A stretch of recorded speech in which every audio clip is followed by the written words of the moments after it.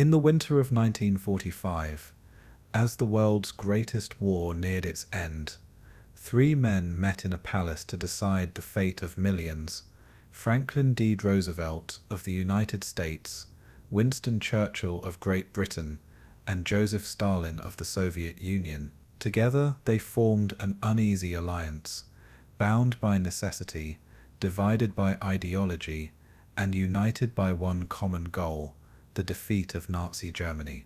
The meeting would come to be known as the Yalta Conference, a turning point not only in the war, but in the very fabric of modern history. The stakes could not have been higher. German armies still fought desperately on both fronts.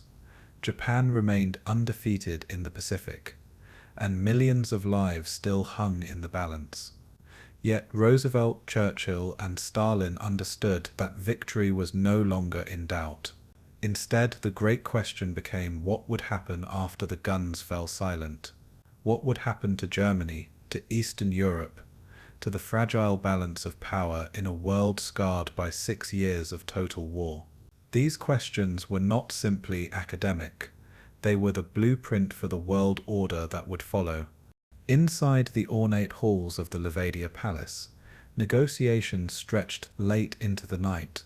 Maps were unrolled, borders debated, and promises exchanged. To the outside world, the unity of the Big Three seemed unshakable. But behind the closed doors of Yalta, mistrust simmered. Churchill feared Soviet expansion. Roosevelt sought to balance ideals of democracy with the hard realities of alliance. And Stalin pressed his advantage with the confidence of an army already deep inside Eastern Europe. Every handshake, every smile for the cameras, concealed an underlying tension, one that would soon ignite into the Cold War. At Yalta, decisions were made that would echo for decades: the division of Germany into zones of occupation, the creation of the United Nations, Soviet entry into the war against Japan, and the fate of nations caught between East and West. For those living in Poland, Czechoslovakia, or the Baltic states, the conference was not just diplomacy, it was the moment their future was sealed, often without their voices in the room. This was more than a wartime summit. It was an exercise in power, compromise, and foresight, but also in betrayal, suspicion, and the clash of ideologies. It is remembered as both a triumph of diplomacy and the seedbed of new conflict. And tonight, we dive deep into the entire history of the Yalta Conference, the personalities, the power struggles, and the legacy it left behind. So wherever you are tuning in from, whether late night in Sydney, early morning in London, or the quiet hours in New York, stay with us as we relive the story of the palace by the sea, where the war's victors sat down not just to end a war, but to shape the world that followed. By the opening weeks of 1945, the Second World War had entered its climactic stage, yet the world still trembled in uncertainty. In Europe, the Third Reich was collapsing under the weight of relentless assaults from east and west. The Red Army had surged across Poland and was now pressing toward the Oder River, only a few dozen miles from Berlin itself. To the west, Anglo-American armies had crossed into Germany after liberating France and Belgium, with the Rhine River looming as the next formidable obstacle. Cities once considered invulnerable, such as Aachen, had already fallen to Allied hands, exposing the crumbling defences of Hitler's Reich. The skies over Germany were dominated by Allied bombers, reducing industrial cities to rubble in nightly raids. Yet despite these blows, German forces continued to resist fiercely, conducting counteroffensives like the recent Ardennes campaign, known as the Battle of the Bulge. This bloody winter struggle reminded the world that the Nazi regime would not collapse easily. The war in Europe was clearly in its final act, but no one could predict how many scenes of destruction remained. The stage was set for decisions not only about how to win the war, but also about what kind of peace would follow. In the east, the Soviet Union had borne the brunt of the war, suffering losses beyond comprehension. Since June 1941, when Hitler unleashed Operation Barbarossa, the Soviet people had endured sieges, massacres, and battles of staggering scale. By 1945, the Red Army had recovered from its early disasters and was now a juggernaut of destruction. Having liberated vast stretches of Eastern Europe, Soviet forces were advancing relentlessly toward Berlin, burning with vengeance for the atrocities committed on their soil. Stalin's armies had already captured Warsaw, liberated Auschwitz, and were pushing through Silesia with terrifying momentum. Millions of German civilians fled westward in panic, fearing Soviet retribution.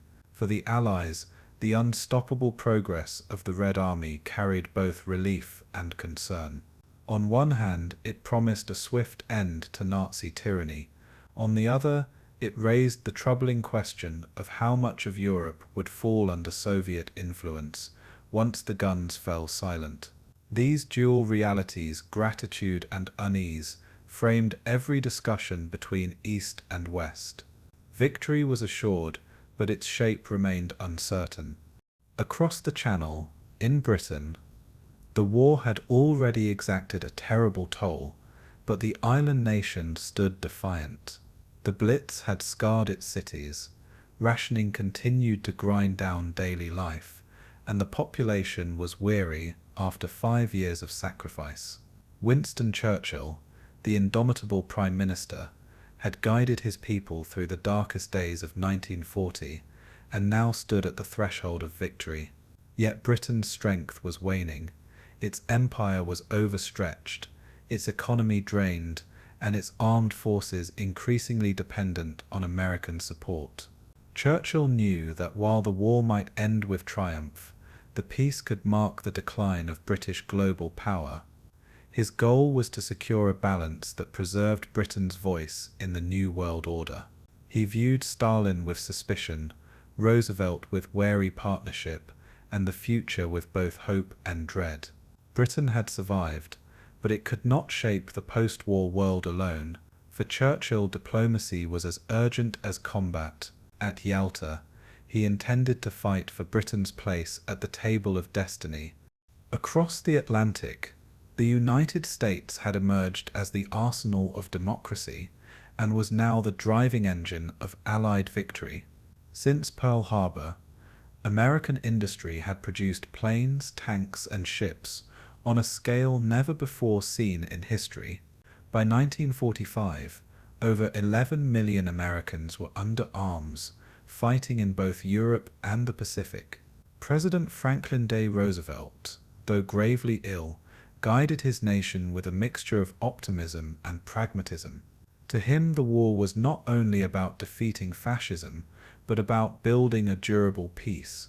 He envisioned a world governed by a new international organization, the United Nations, that could prevent future wars through collective security. Yet Roosevelt also faced immense pressures at home, balancing isolationist tendencies, public war weariness, and political challenges as his fourth term began. For him, the Yalta Conference would be a final opportunity to shape the architecture of the post-war world. He saw it as a chance to secure peace through cooperation with Stalin and Churchill, despite their differences. The stakes were not just military, but profoundly global. Roosevelt knew time was running short, both for the war and for his own health. In Asia, the war had not yet reached its climax, but its brutality was escalating. Japan, though battered, continued to resist with extraordinary ferocity. American forces had recaptured the Philippines and were advancing across the Pacific island by island, but the cost in lives was staggering. Battles such as Saipan, Leyte, and Iwo Jima revealed the willingness of Japanese soldiers to fight to the death and of civilians to sacrifice themselves rather than surrender. The atomic bomb had not yet been tested, and the prospect of invading the Japanese home islands loomed as a nightmare scenario. Military planners estimated that such an invasion might cost hundreds of thousands of Allied lives and millions of Japanese. Roosevelt knew that securing Soviet entry into the Pacific War could prove decisive in shortening the conflict. This urgency added an additional layer of importance to the Yalta Conference. While Europe's fate dominated the agenda, the war against Japan was never far from Roosevelt's mind. The Pacific theater underscored that peace was not yet at hand. Victory had to be won on two fronts, and diplomacy was as vital as firepower. The war's global scale meant that decisions at Yalta would reverberate far beyond the battlefields. The destruction already wrought was staggering. Entire cities leveled, millions displaced, and economies shattered. The Holocaust only beginning to be revealed as Soviet forces liberated camps added an incomprehensible moral dimension to the conflict. Europe stood on the brink of collapse, with starvation, homelessness, and chaos threatening to follow military victory. The Allies were not merely fighting to end a war, they were preparing to rebuild a continent. This required planning on an unprecedented scale: how to administer occupied territories, how to manage refugees, how to punish war criminals, and how to prevent another descent into global conflict. The world had been broken in ways that demanded both immediate solutions and long-term vision. Yalta was to be more than a war council. It was to be a blueprint for a new order. Every decision carried both practical urgency and historical weight. The leaders knew the stakes extended to generations yet unborn. Yet unity among the Allies was fragile, held together by necessity rather than trust. Britain, the United States, and the Soviet Union had profoundly different political systems, ideologies, and visions of the future. Churchill feared the spread of communism into the heart of Europe. Stalin distrusted Western promises and sought to secure Soviet security through domination of neighboring countries. Roosevelt clung to the hope that cooperation could transcend ideology, that the United Nations could become the foundation for peace. Each leader approached Yalta with distinct priorities, shaped by their nation's sacrifices and ambitions. The outward display of unity masked private tensions simmering beneath the surface. Victory over Hitler was certain, but peace among the Allies was anything but. These tensions would define the atmosphere in which negotiations unfolded. They would shape not only the conference, but the very world that followed. In February 1945, the Allies stood at once united and divided, poised between triumph and discord. Thus, as winter gripped Europe in early 1945, the world stood at a crossroads. The guns thundered across rivers and forests, yet the greater struggle was already shifting from the battlefield to the conference table. The fate of nations, the balance of power, and the survival of peace hinged on decisions soon to be made in the Crimean resort town of Yalta. There, in the ornate halls of palaces, amidst the ruins of war, the Big Three would attempt to chart a course for the future. The urgency was undeniable. Germany's defeat was imminent, Japan's resistance formidable, and the post-war vacuum perilous. The world awaited not only an end to fighting, but the dawn of a new order. Every choice would echo across continents, shaping borders, governments, and lives. Yalta was to be the crucible where ideals clashed with realities. It would test the strength of alliances and the endurance of hopes, and it would decide whether the coming peace would be fragile or lasting. The stage was set, and history prepared to turn its page. At the center of the Yalta Conference stood three men whose names would be forever etched into history: Winston Churchill, Franklin Delano Roosevelt, and Joseph Stalin. They were called the Big Three, a triumvirate whose decisions would determine the fate of continents. Each was a product of vastly different societies, yet circumstance had forced them into an uneasy alliance. Churchill, the British Prime Minister, carried the voice of a weary empire, striving to remain relevant. Roosevelt, the American president, embodied optimism and vision, but struggled with fragile health. Stalin, the Soviet premier, exuded cold calculation, representing a nation that had suffered beyond measure and demanded security through dominance. Together they were comrades in war, but rivals in ideology. Their interactions were layered with politeness, masking suspicion, agreements shadowed by hidden agendas. Yet none could act without the others, for victory over Germany required unity. The three men personified their nation's hopes and anxieties. Yalta was as much a meeting of personalities as it was of armies. Winston Churchill entered Yalta with the weight of history pressing heavily upon him. He had guided Britain through its darkest hour in 1940, when invasion seemed imminent and hope was scarce. His speeches had rallied not only his people but the free world, casting him as the embodiment of defiance. Yet by 1945, Churchill's position was precarious.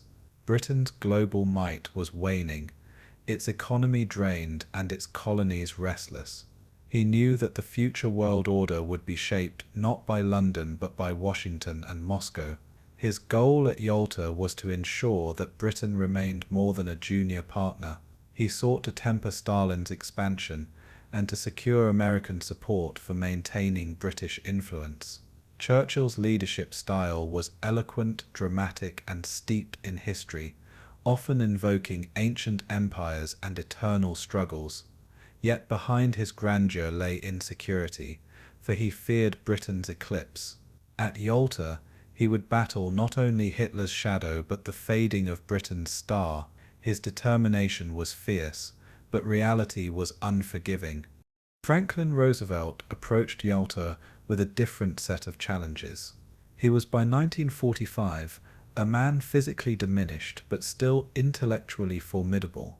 Stricken by polio decades earlier, he moved in a wheelchair, his once commanding presence now tempered by visible frailty, yet his political mind remained sharp, his vision expansive, and his optimism undimmed. Roosevelt believed that peace could only endure if built upon cooperation among the great powers. He placed his hopes in the creation of the United Nations, a global forum that could prevent future wars.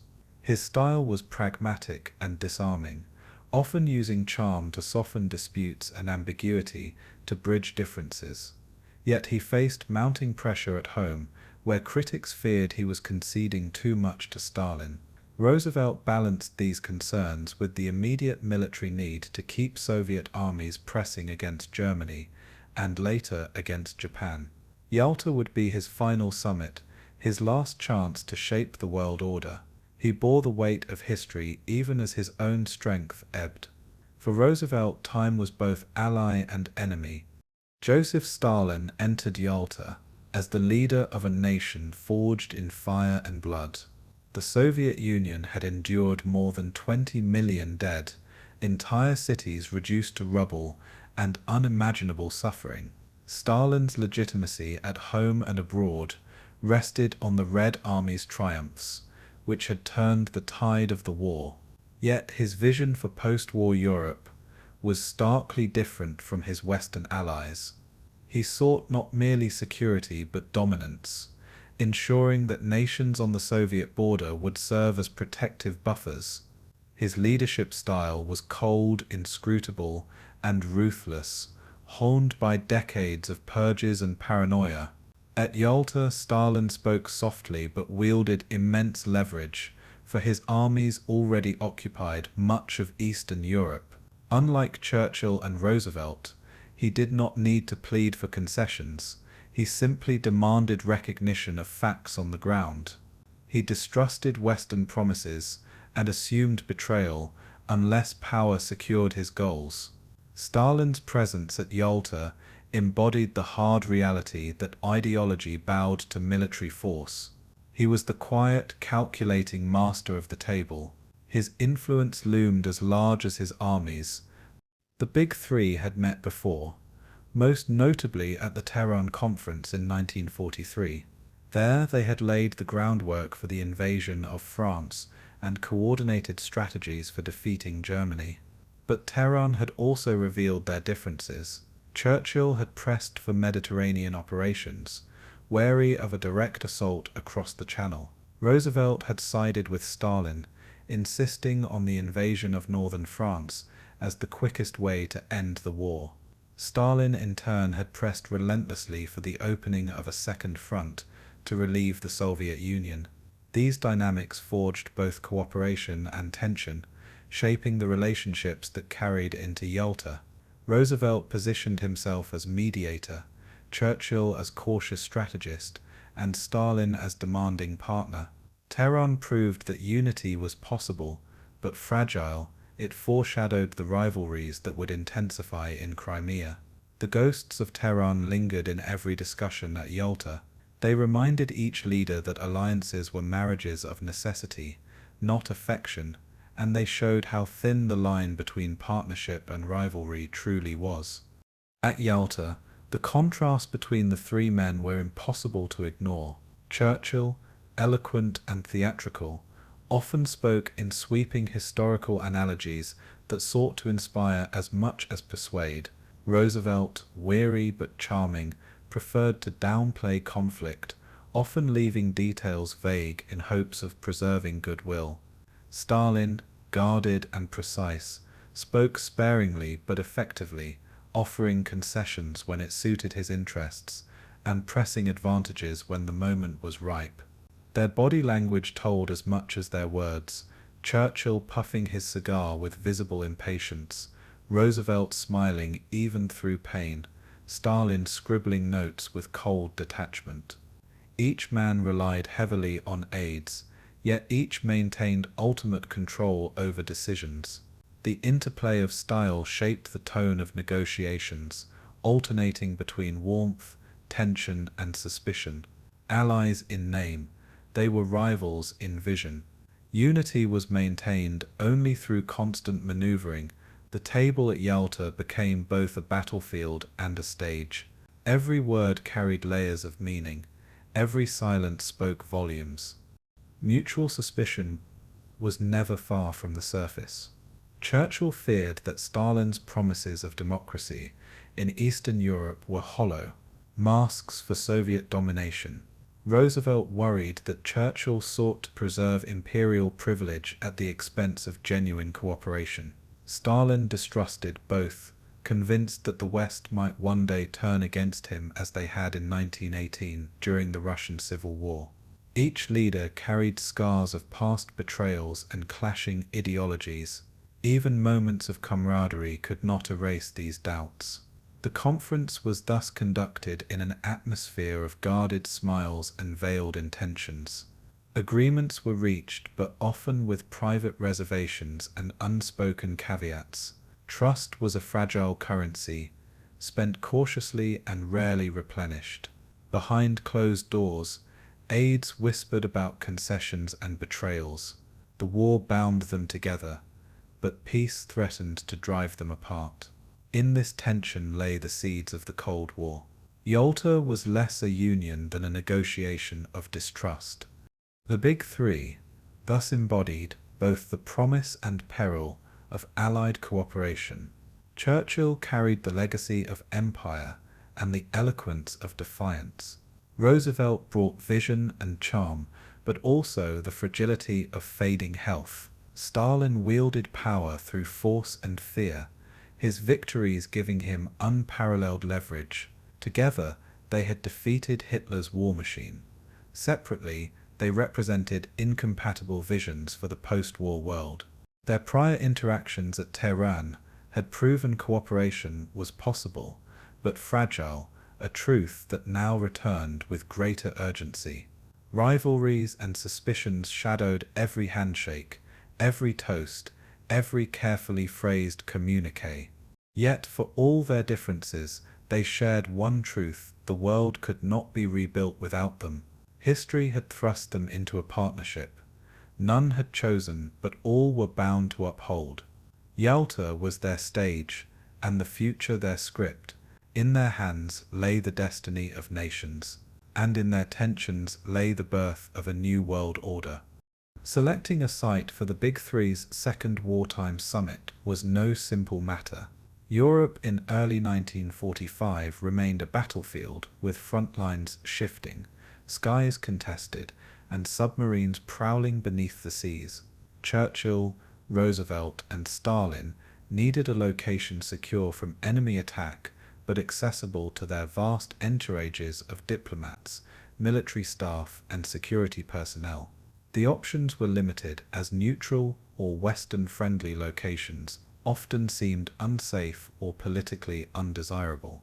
Stalin insisted that the conference be held on Soviet territory, a demand that carried both practical and symbolic weight. He argued that since the Red Army bore the brunt of the fighting, the world's leaders should recognize its sacrifices by traveling east. Churchill preferred the Mediterranean, while Roosevelt was wary of Stalin's motives, but the Western Allies reluctantly agreed. Thus, the Crimean city of Yalta, nestled on the Black Sea coast, was chosen. It was a resort town with palaces, once favored by czars, now converted into lodgings for statesmen. The decision was as much about diplomacy as geography. Yalta would become the theater where war's end and peace's birth intertwined. Logistically, Yalta presented daunting challenges. The journey for Roosevelt and Churchill involved perilous flights and long voyages through war-torn skies and waters. Roosevelt had to fly from Washington to Malta, then transfer to a battleship, and finally into Soviet-controlled airspace. A strain for a man whose health was failing.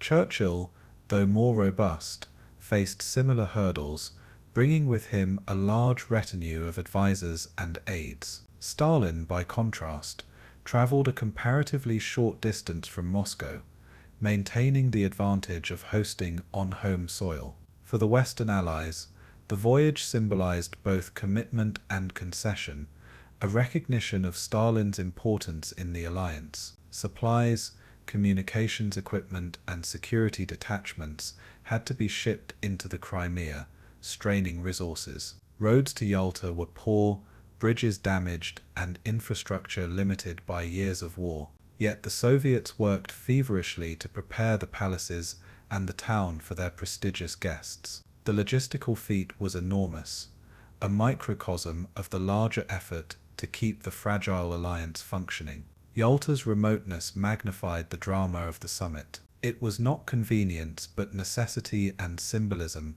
that carried the decision. Security concerns haunted every stage of planning. German intelligence remained active, and rumors of assassination plots against the Big Three circulated widely. The Allies could not risk losing any one of their leaders, much less all three together. Soviet security forces flooded the Crimea, erecting roadblocks, patrolling with soldiers, and maintaining constant surveillance of every movement. Stalin's NKVD took no chances, screening every worker, servant, and guard who might come into contact with the Western delegations. Anti-aircraft batteries guarded the skies, while naval patrols secured the Black Sea coast. Even the air routes to Yalta were carefully chosen to minimize risk from German fighters. Churchill and Roosevelt placed immense trust in Soviet protection, despite their private misgivings. The fortress-like security arrangements underscored how fragile the war's balance remained. The war was being won, but its dangers were far from past. The very act of gathering the Big Three under one roof was a calculated gamble. The conference became a victory of security planning before it even began. Symbolism mattered as much as logistics. By hosting the conference on Soviet soil, Stalin showcased his power and the Red Army's achievements. Yalta was only recently liberated from German occupation, making it a powerful emblem of Soviet resilience and victory. The ruined villages, the scarred countryside, and the devastated infrastructure reminded visitors of the cost the USSR had borne. Stalin wanted Churchill and Roosevelt to see firsthand the destruction wrought upon his land, hoping it would reinforce his demands for post-war security guarantees. The lavish palaces chosen for the conference, such as the Levadia Palace, contrasted sharply with the devastation beyond their gates, creating a striking juxtaposition of grandeur and ruin. For the Western Allies, the setting was a reminder that the Soviet Union was not only a partner, but a victim of aggression. The symbolism of meeting on Stalin's ground subtly tilted negotiations in his favor. The choice of Yalta was thus a diplomatic stage set by the Soviet leader himself. He ensured that the West came to him, not the other way around. Geography became psychology, reinforcing power. The Western delegations experienced a sense of dislocation upon arrival. Accustomed to the comforts of London or Washington, they were greeted in Crimea by shortages, cold weather, and limited amenities. The palaces were grand but not always comfortable. Heating was unreliable, communications were tenuous, and staff accommodations were Spartan. Yet the Soviet hosts compensated with overwhelming hospitality. Banquets were laid out, soldiers saluted at every turn, and Stalin himself arranged displays of warmth and welcome. Behind the courtesy, however, lay careful stage management. Every detail, from the seating arrangements to the routes traveled by motorcade, had been planned to convey Soviet control. Churchill noticed the ever-present NKVD officers, while Roosevelt's aides marveled at how every need was anticipated before being spoken. The guests were made to feel honored but also dependent. This subtle balance of welcome and control defined the atmosphere of Yalta. It was Soviet soil, Soviet security, and Soviet planning. The West were guests in more ways than one. For Stalin, Yalta was a triumph even before the first session began. He had succeeded in forcing Roosevelt and Churchill to travel across dangerous distances to sit at his table. The symbolism was unmistakable. The Soviet Union was no longer a pariah, but the central power of Europe's destiny. Hosting on home ground gave Stalin psychological advantage, for he was surrounded by loyal aides, familiar landscapes, and his own security apparatus. By contrast, his counterparts were weary from travel, disoriented by their surroundings, and reliant on interpreters for communication. Every conversation took place under the shadow of Soviet control. This environment shaped the tone of the conference, often tipping debates in Stalin's favor. It was not just what was discussed at Yalta, but where it was discussed that mattered. Geography became part of negotiation, setting a subtle balance of power. Yalta was not neutral ground, it was Stalin's ground. In this, the Soviet leader demonstrated mastery not only of the battlefield but of diplomacy itself. The choice of Yalta also reflected the fragile state of Allied trust. Roosevelt accepted Stalin's insistence in part to preserve goodwill, believing that cooperation was worth the inconvenience. Churchill, though privately frustrated, knew that rejecting Stalin's demand would risk undermining unity at a critical moment in the war. Both Western leaders calculated that showing deference on location might earn leverage on more vital issues, such as Poland, Germany, and the creation of the United Nations. They believed that gestures of trust could encourage Stalin to reciprocate, yet this assumption revealed the gulf in expectations. Where the West saw compromise, Stalin saw concession. The physical setting itself became a silent negotiation, a prelude to the arguments yet to unfold. The Allies hoped location would buy goodwill. Stalin interpreted it as acknowledgement of Soviet primacy. Thus, even before words were exchanged, meaning had already been made. Yalta was not merely a city, but a signal, and in diplomacy, signals could carry as much weight as treaties. In the end, Yalta became more than a backdrop. It became a character in the story of 1945. The palaces, the guarded roads, the Black Sea horizon, all framed the discussions that would decide the future of nations. Its remoteness heightened the drama, its symbolism magnified the stakes, and its security underscored the fragility of victory. Meeting in Crimea underscored the central role of the Soviet Union in the alliance, affirming Stalin's demand for recognition. For Churchill and Roosevelt, it was a journey into another world, one that tested their endurance and exposed them to Soviet stagecraft. The choice of Yalta set the tone for the conference, cautious, deferential, yet charged with tension. It revealed that diplomacy is never only about words, but also about place, presence, and perception. Yalta was chosen not because it was easy, but because it was powerful. It was the crossroads of war and peace, geography and politics, comfort and control. Here in a palace by the Black Sea, the future would be written, and the world would remember not just the agreements, but the place itself. The journey to Yalta was itself an ordeal, a test of will and endurance that underscored the extraordinary circumstances of wartime diplomacy. Franklin Roosevelt, weakened by years of illness and visibly frail, embarked on a voyage unlike any he had ever undertaken. From Washington, he crossed the Atlantic by aircraft to Malta, then transferred to the USS Quincy, braving winter seas to reach Soviet territory. His aides worried constantly about the strain, for the president's health had been deteriorating since late 1944. Yet Roosevelt insisted on attending, determined to shape the peace, even if his strength was failing. His arrival in Crimea required further flights in a military transport, landing on rough airstrips carved hastily from Soviet soil. The journey left him exhausted, yet he forced himself to greet officials with warmth. His presence, though diminished in body, still carried the aura of leadership. Observers noted the contrast between his bright smile and the pale weakness beneath it. Roosevelt's journey to Yalta was not merely physical, it was symbolic, the embodiment of his determination to play his part to the end.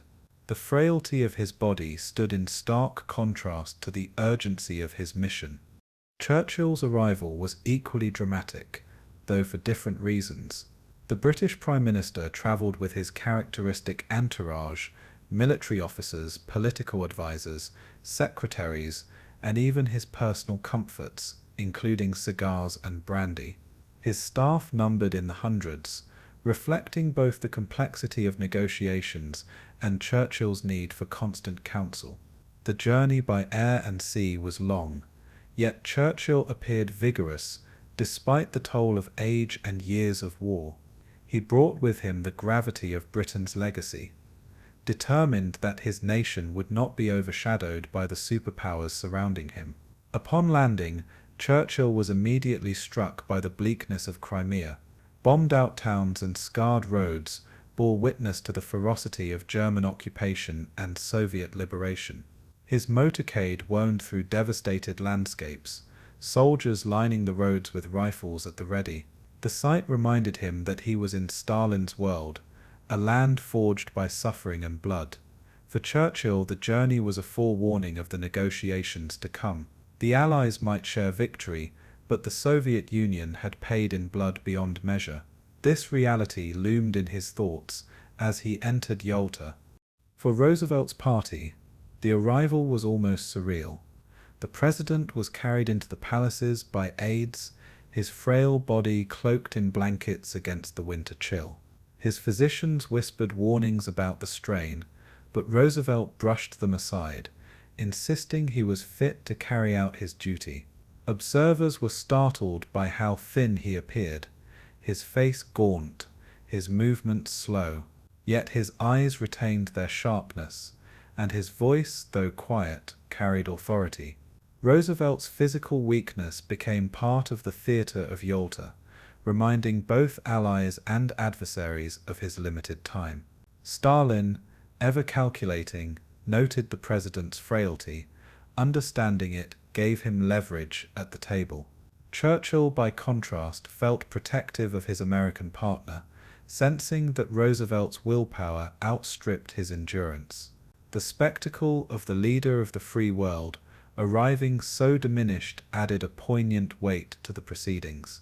It foreshadowed the tragedy that would follow only 2 months later. Yet at Yalta, Roosevelt's presence was enough to inspire confidence in his delegation. His resolve mattered more than his appearance. For the moment, the president still stood at the center of world destiny. Churchill's entourage contrasted sharply with Roosevelt's quiet dignity. The British leader thrived on ceremony and symbolism, and his arrival reflected it.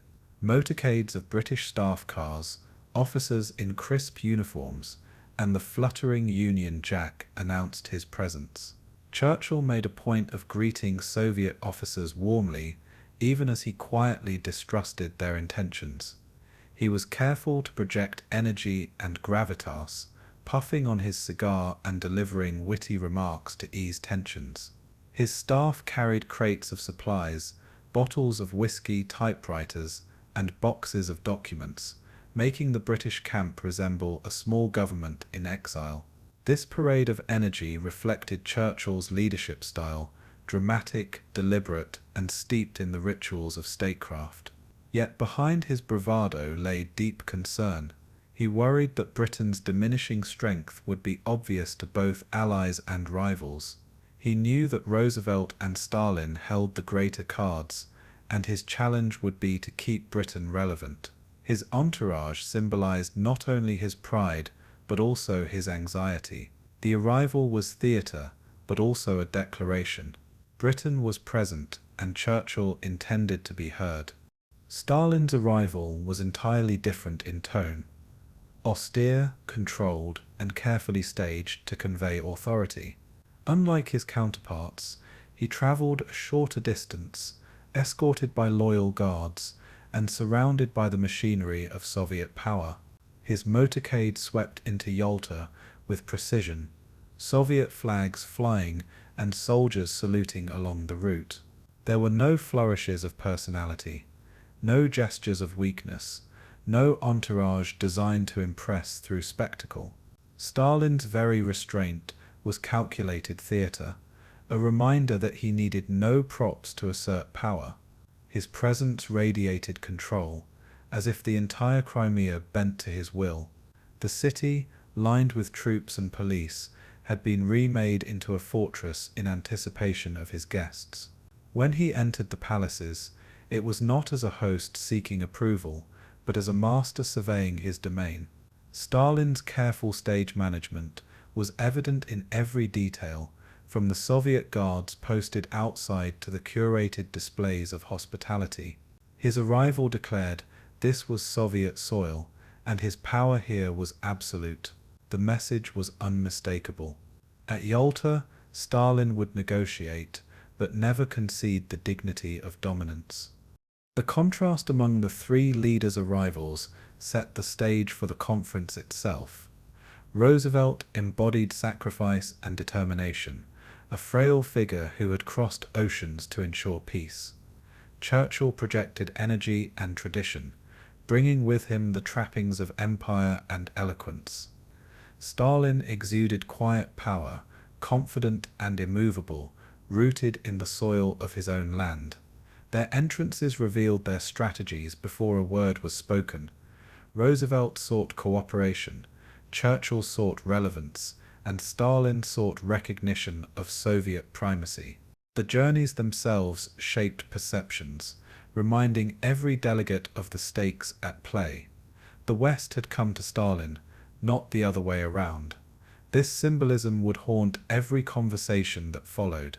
Diplomacy is theatre, and theatre often begins with entrance. At Yalta, the curtain rose with three starkly different performances, and those performances carried meanings far deeper than gestures or words. Even the accommodations reflected the leaders' contrasting positions.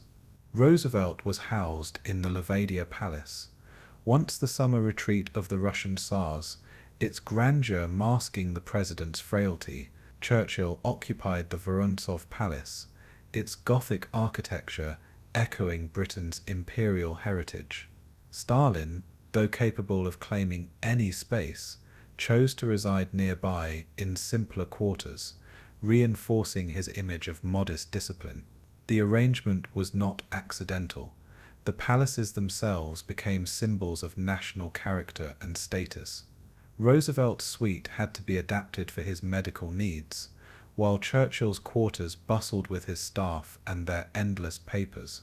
Soviet officials ensured that every comfort was provided, yet the atmosphere always remained under Soviet control. The leaders lived as guests in Stalin's domain, their every movement observed by Soviet guards. Even in rest, diplomacy persisted. The palaces were not merely shelters, but instruments of power. Each room carried meaning, each arrangement a subtle declaration. Yalta was not neutral ground, but a stage managed with meticulous care. Thus, the arrival at the Black Sea was more than logistics. It was prelude. Roosevelt's frailty dramatized his determination, Churchill's entourage displayed Britain's pride, and Stalin's stage management underscored Soviet power. The devastation of Crimea framed their journey, reminding them of the cost of war and the stakes of peace. The motorcades, the palaces, the soldiers lining the roads, all were part of a carefully choreographed opening act. The world's most powerful men had come together, not in comfort or neutrality, but in a place steeped in struggle and symbolism. Their arrivals conveyed the essence of their nations: exhausted but resolute America, proud but weakened Britain, and ascendant yet scarred Soviet Union. Before the first meeting began, messages had already been sent. The stage was set not only for negotiation, but for confrontation. In the winds off the Black Sea, history itself seemed to whisper. The leaders had arrived, and the world waited to see what they would decide. The Levadia Palace, once the summer retreat of the Russian tours, became the unlikely epicenter of world diplomacy in February 1945. Its whitewashed walls, ornate chandeliers, and sweeping corridors carried the ghosts of Imperial Russia, even as Soviet banners now adorned its halls. Outside, the Black Sea shimmered in winter sunlight, its waves lapping against a coastline scarred by war. Soldiers patrolled the gates, their boots crunching on the frozen gravel, rifles slung across shoulders, a reminder that this summit unfolded in a world still aflame. Inside, Soviet workers had hurriedly restored the palace, patching cracks, heating rooms, and preparing chambers for the leaders of three empires. Roosevelt was wheeled through its grand entrance, Churchill strode in with cigar in hand, and Stalin arrived surrounded by his generals and guards. The sight of the three men, so different in demeanor, yet united in mission, was history incarnate.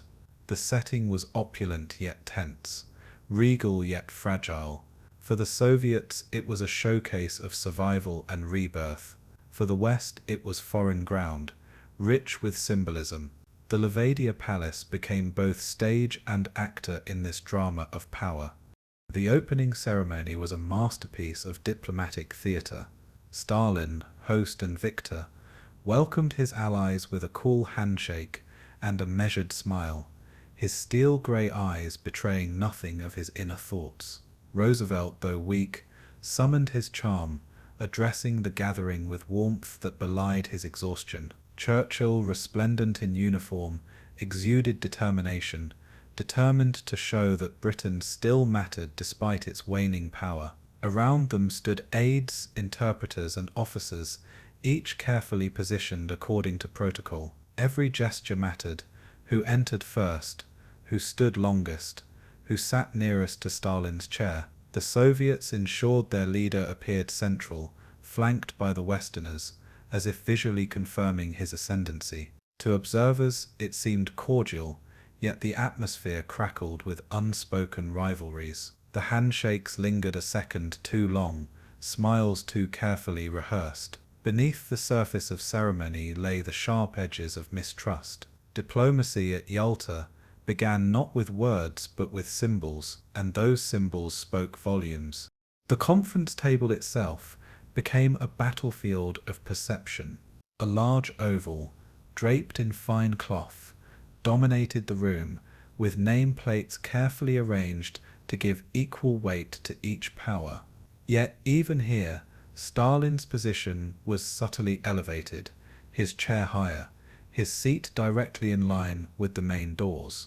Roosevelt's wheelchair, discreetly padded and adjusted, was placed where cameras would catch his smile but not his frailty. Churchill's place, angled slightly toward Stalin, gave the impression of attentiveness, even deference. These details were not accidental. They were carefully orchestrated by Soviet hosts who understood the potency of appearances. The atmosphere, though polite, carried the weight of theater. Stalin leaned back, controlled and silent, while Roosevelt leaned forward, eager to connect. Churchill puffed his cigar and scribbled notes, a blend of wit and intensity. Around them, aides watched every move, recording words, gestures, even tones. The table was not just furniture, it was a chessboard, each placement calculated for effect. Before negotiations began, the seating already told a story. Cordiality masked tension. As the first exchanges unfolded, Stalin congratulated his allies on recent victories, his words delivered with solemn gravitas.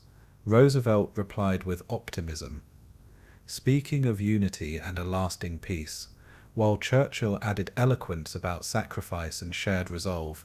The tone was friendly, but beneath the surface ran a current of suspicion. Stalin listened more than he spoke, nodding curtly, measuring his partners with every glance.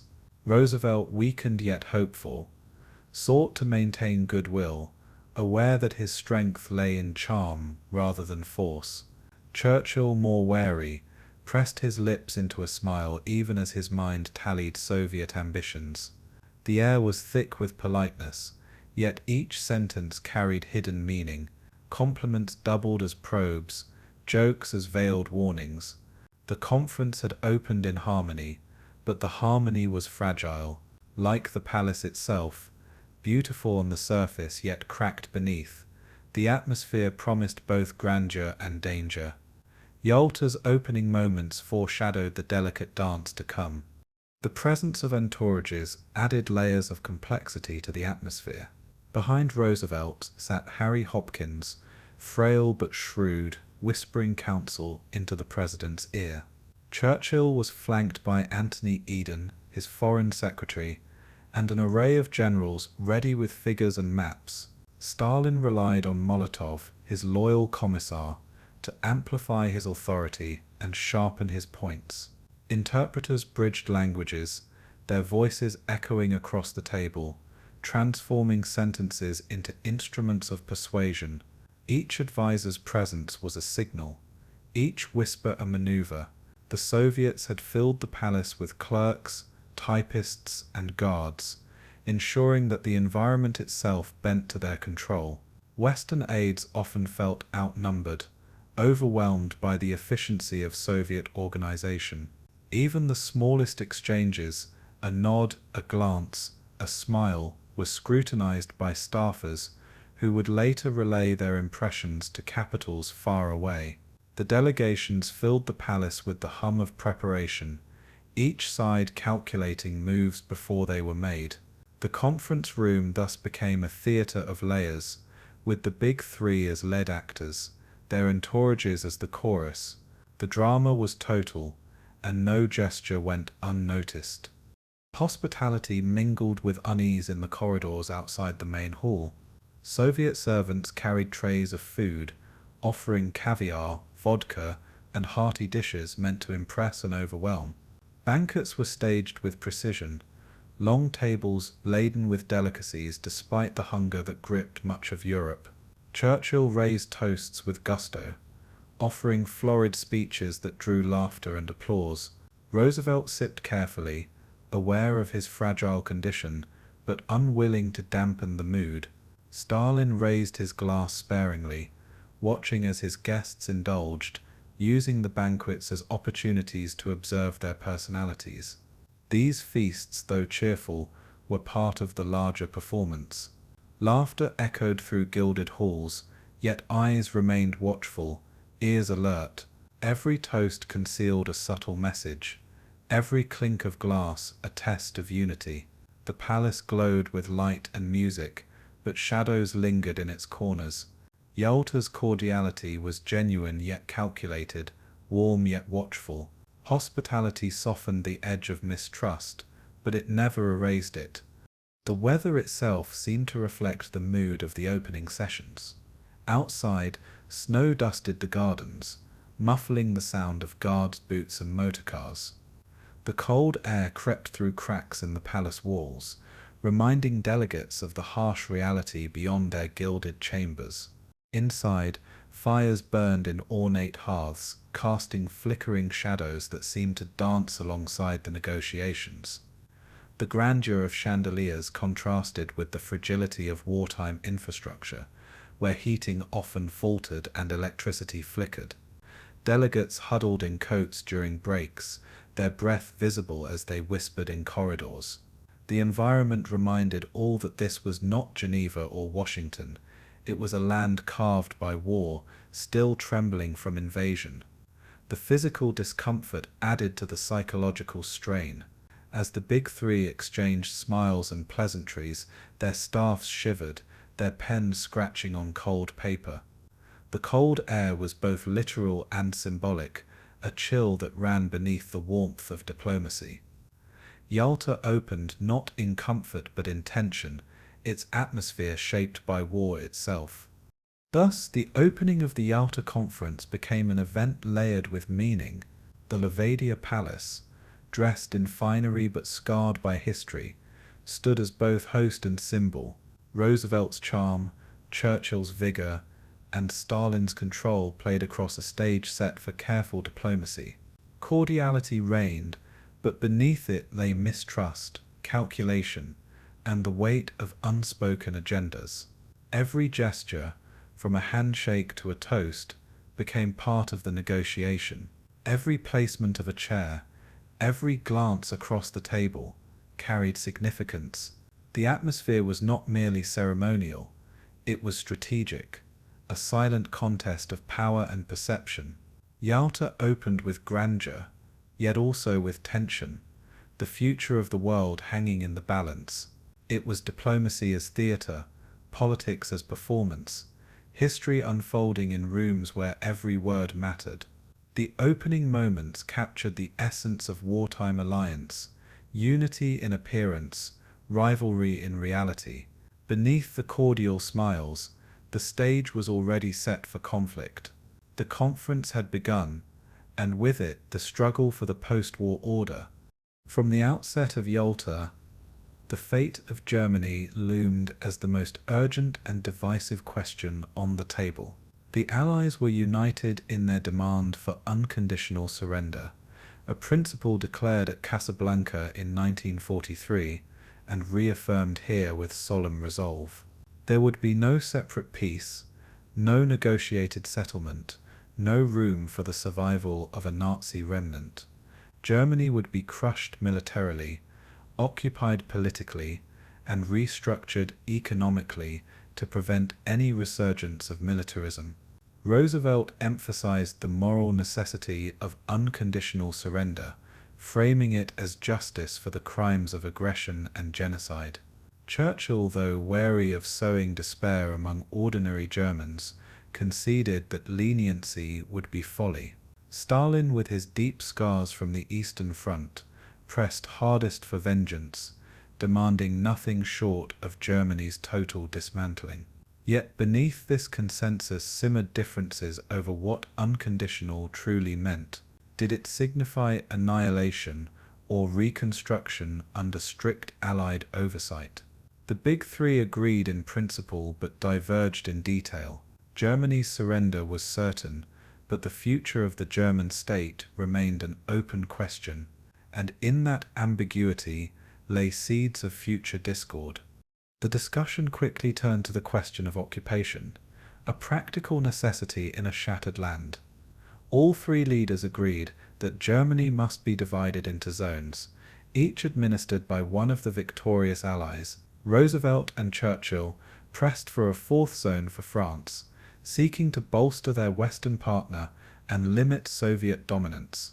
Stalin resisted at first, claiming the Red Army's sacrifices warranted a larger share of post-war Germany, yet under pressure, he conceded to the idea, so long as the French zone was carved out of the Anglo-American share, not Soviet territory.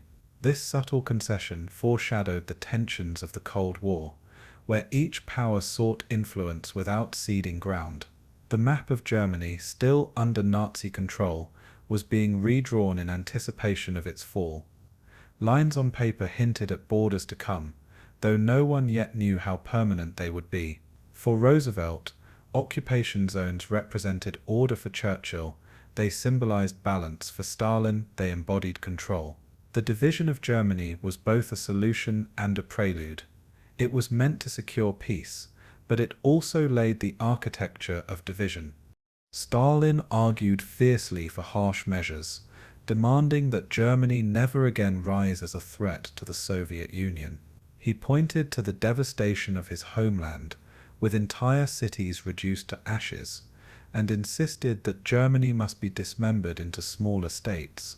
Churchill, recalling the failures of Versailles, opposed outright partition, warning that carving Germany into pieces would breed resentment and instability. Roosevelt, torn between Stalin's demands and Churchill's caution, sought compromise. He leaned toward a middle path, a strong occupation regime, heavy reparations, but preservation of Germany as a unified state under strict control. Behind the polite words, however, each leader's strategic aims were clear. Stalin wanted security, Churchill sought stability, and Roosevelt dreamed of rehabilitation. The debate revealed not just differing visions of Germany, but contrasting worldviews of what peace required. For the Soviets, peace meant strength through domination.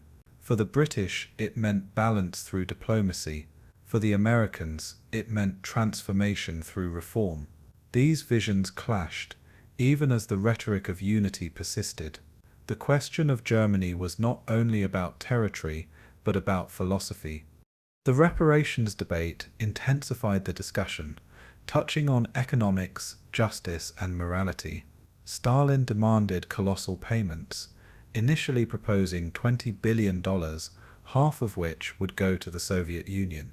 He framed it as compensation for the cities burned, the industries destroyed, and the millions of lives lost on Soviet soil. Churchill hesitated, warning that excessive reparations could cripple Germany permanently and destabilize Europe, repeating the mistakes after World War I. Roosevelt, sympathetic to Soviet suffering, but mindful of future recovery, proposed a reparations commission to study and administer payments. The compromise was bureaucratic, but it deferred the hardest questions. How much could Germany pay without collapse? Who would enforce collection? And what form would reparations take? Money, industrial goods, or labor? Stalin pressed for the latter, envisioning German workers rebuilding Soviet industry with their hands. Churchill recoiled at the idea, calling it slavery in all but name. Roosevelt, ever the mediator, sought formulas but left definitions vague. Reparations thus became a symbol of both unity and fracture. Agreement was reached in words, but clarity remained elusive.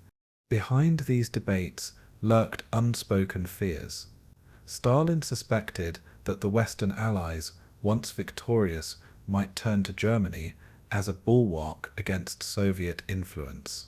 Churchill feared that Soviet demands would turn Germany into a wasteland, leaving Europe unbalanced and Britain isolated. Roosevelt feared above all the collapse of Allied unity, knowing that without cooperation, the post-war order would descend into chaos.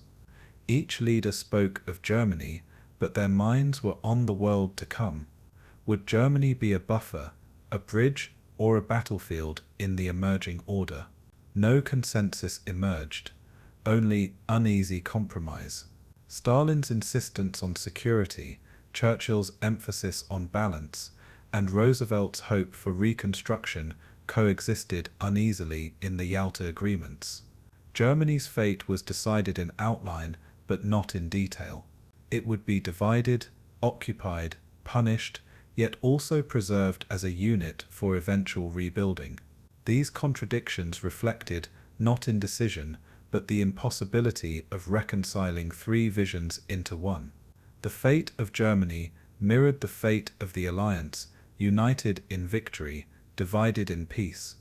The atmosphere of the debates was itself telling. Roosevelt leaned forward in his chair, speaking softly but firmly, his voice carrying the weight of compromise. Churchill, puffing on his cigar, grew animated, his gestures sharp as he sparred with Stalin. Stalin remained still, his words deliberate, his silences heavy with meaning. The translators' voices echoed across the table, each phrase stretched by the rhythms of interpretation, buying time for calculation. Maps were unrolled, figures cited, and notes scribbled furiously by aides. The room was tense, yet outwardly calm, a theater of controlled passion. Stalin rarely smiled, Roosevelt forced cheer, Churchill oscillated between humor and frustration. The disagreements were real, but so too was the necessity of agreement. All three leaders knew that Germany's surrender was imminent, and they could not leave Yalta without a framework. Thus compromise emerged not from consensus, but from necessity. The fate of Germany was too important to leave unsettled, and so the big three agreed to disagree, yet bind themselves to a shared outline. The final framework for Germany reflected these fragile compromises. The Allies reaffirmed unconditional surrender, ensuring no escape for Nazi leadership. They agreed to divide Germany into 4 occupation zones, with France included at Britain's and America's insistence. They approved the creation of an Allied Control Council to administer Germany jointly, though the mechanics of cooperation were left vague. They endorsed reparations in principle, with a commission to decide details later. They rejected Stalin's push for outright partition, but left open the possibility of restructuring German states under occupation. They pledged to demilitarize Germany, dismantle its war industries, and root out Nazism from its institutions. Yet beneath these agreements lay contradictions, unity in principle, divergence in intent. The Soviet Union sought dominance in the East, Britain sought balance in Europe, and the United States sought rehabilitation for the future. The framework was broad enough to satisfy all, yet fragile enough to invite conflict. The fate of Germany was written in ink, but the meaning of that ink would soon diverge. The agreements of Yalta carried victory's promise and division's shadow. In retrospect, the Yalta decisions on Germany were both triumph and tragedy. They ended illusions of leniency, ensuring that Nazi Germany would face total defeat and occupation. They laid the foundation for reconstruction, but also for division, as zones of occupation hardened into borders of ideology. They promised reparations, yet sowed disputes that would linger for decades. For Roosevelt, the outcome was proof that compromise could hold the alliance together a little longer. For Churchill, it was a warning that Britain was becoming a junior partner in a world dominated by superpowers. For Stalin, it was victory confirmation that Soviet sacrifices gave him leverage to shape Europe's heart. The agreements on Germany reflected not harmony, but necessity, a fragile pact born of exhaustion and fear. Yalta settled Germany's surrender, but it did not settle Germany's future. The seeds planted in those palace rooms would grow into both peace and conflict. The fate of Germany, decided in compromise, became the crucible of the post-war world, and in that crucible, The Cold War was already taking shape. Of all the issues at Yalta, none cut so deeply or painfully as the fate of Poland. This nation, whose suffering symbolized Europe's tragedy, had been the first victim of Hitler's aggression in September 1939. Bound by treaties, Britain had gone to war for Poland's freedom, making its future a matter of honor for Churchill. Yet Poland also lay on the Soviet Union's doorstep, and Stalin viewed it as a question not of honor, but of survival. Twice in a generation, German armies had crossed Polish soil to strike at Russia, leaving millions dead and cities destroyed. For Stalin, control over Poland was non-negotiable, a shield to prevent future invasions.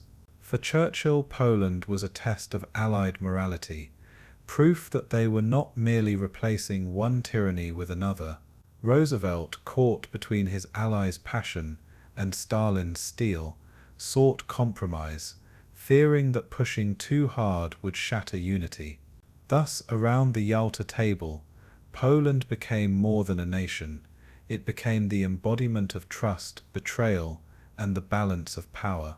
It was a question that could not be solved without leaving scars, and those scars would define the post-war world. The first issue was borders, a matter of lines on maps that concealed centuries of history and blood. Stalin demanded that Poland's eastern frontier be set along the so-called Curzon line, a boundary proposed after World War I, but never fully accepted. This would strip Poland of vast territories seized by the Soviet Union in 1939 under the Molotov-Ribbentrop Pact. In return, Stalin offered Poland compensation in the West, granting it lands taken from Germany, including Silesia and East Prussia. To Stalin, this was a fair exchange. Poland would lose its eastern lands but gain German territory in return. Churchill recoiled, arguing that this amounted to rewarding Soviet aggression and legitimizing past betrayals. Roosevelt hesitated, acknowledging the practical logic but wary of abandoning Polish hopes.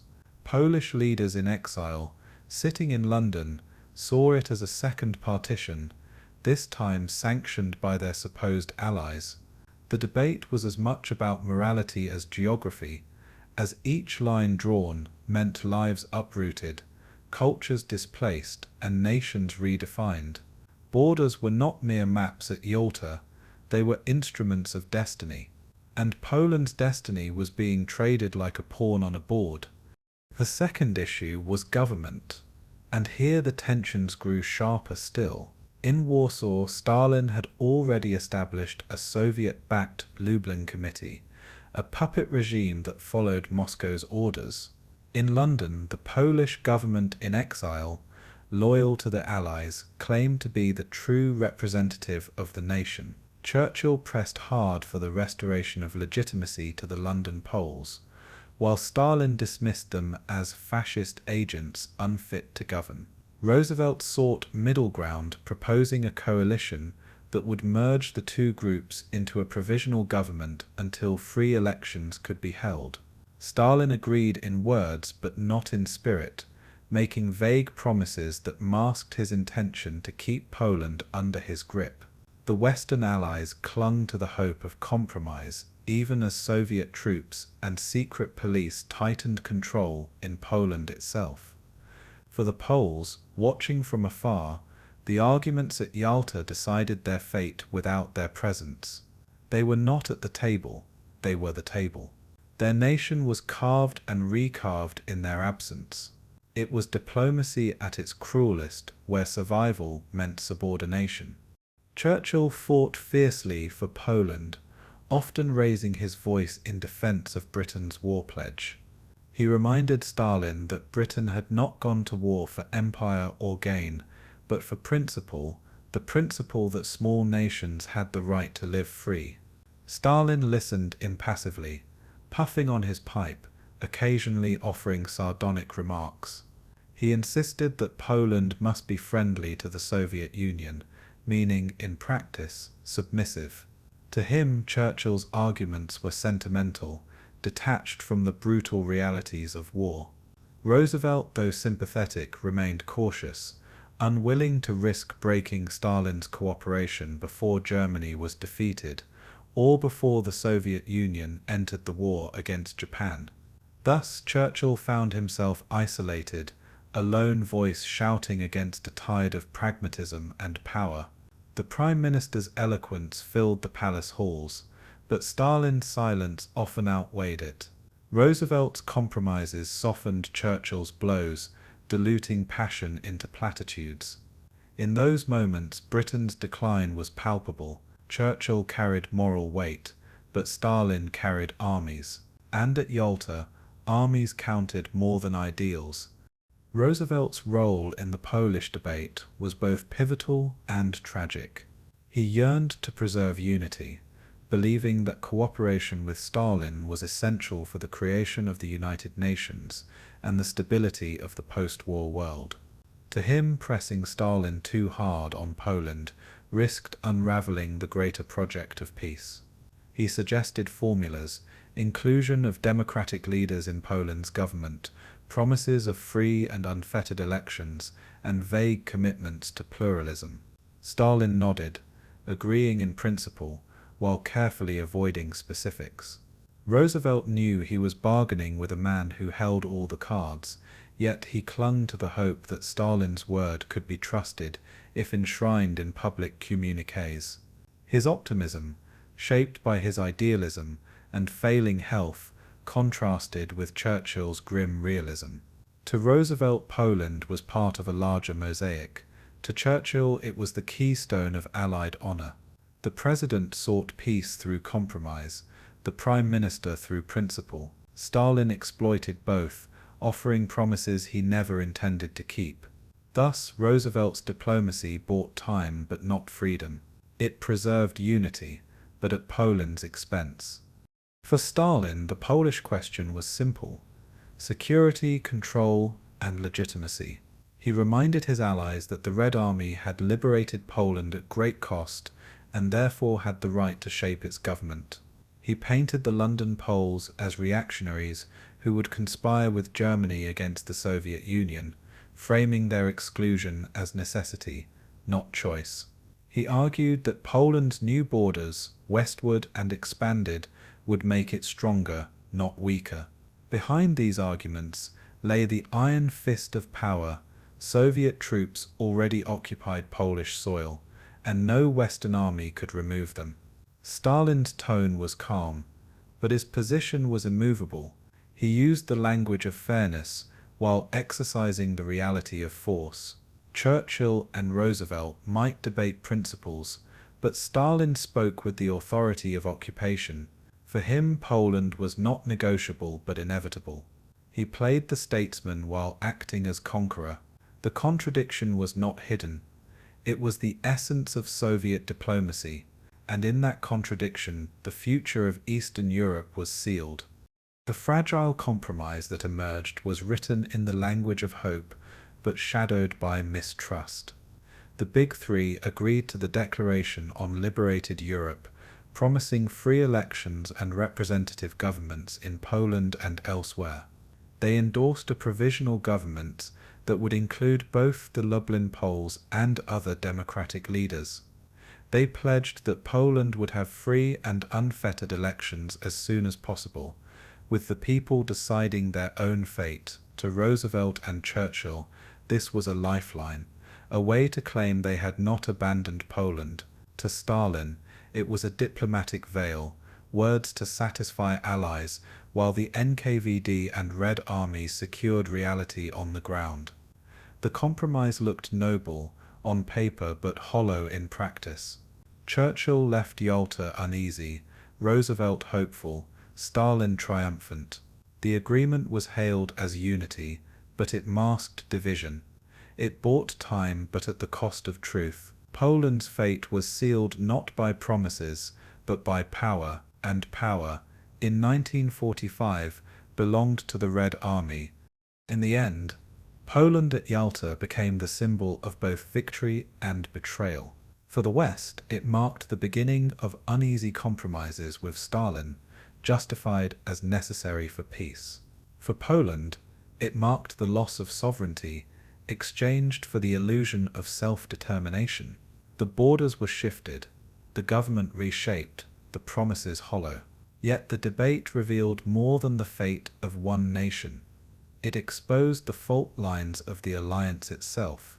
Yalta promised unity, but Poland revealed division. It was the first test of trust, and it left scars that would never heal. Churchill's pleas echoed as warnings, Roosevelt's hopes as illusions, Stalin's assurances as deceptions.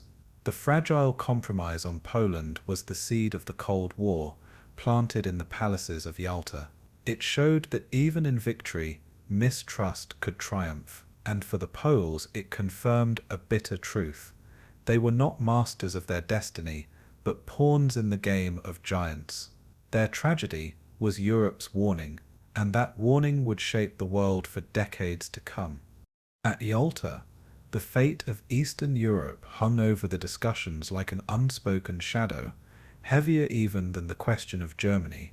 The Allies proclaimed their unity in liberating Europe from tyranny, but liberation meant different things depending on who spoke.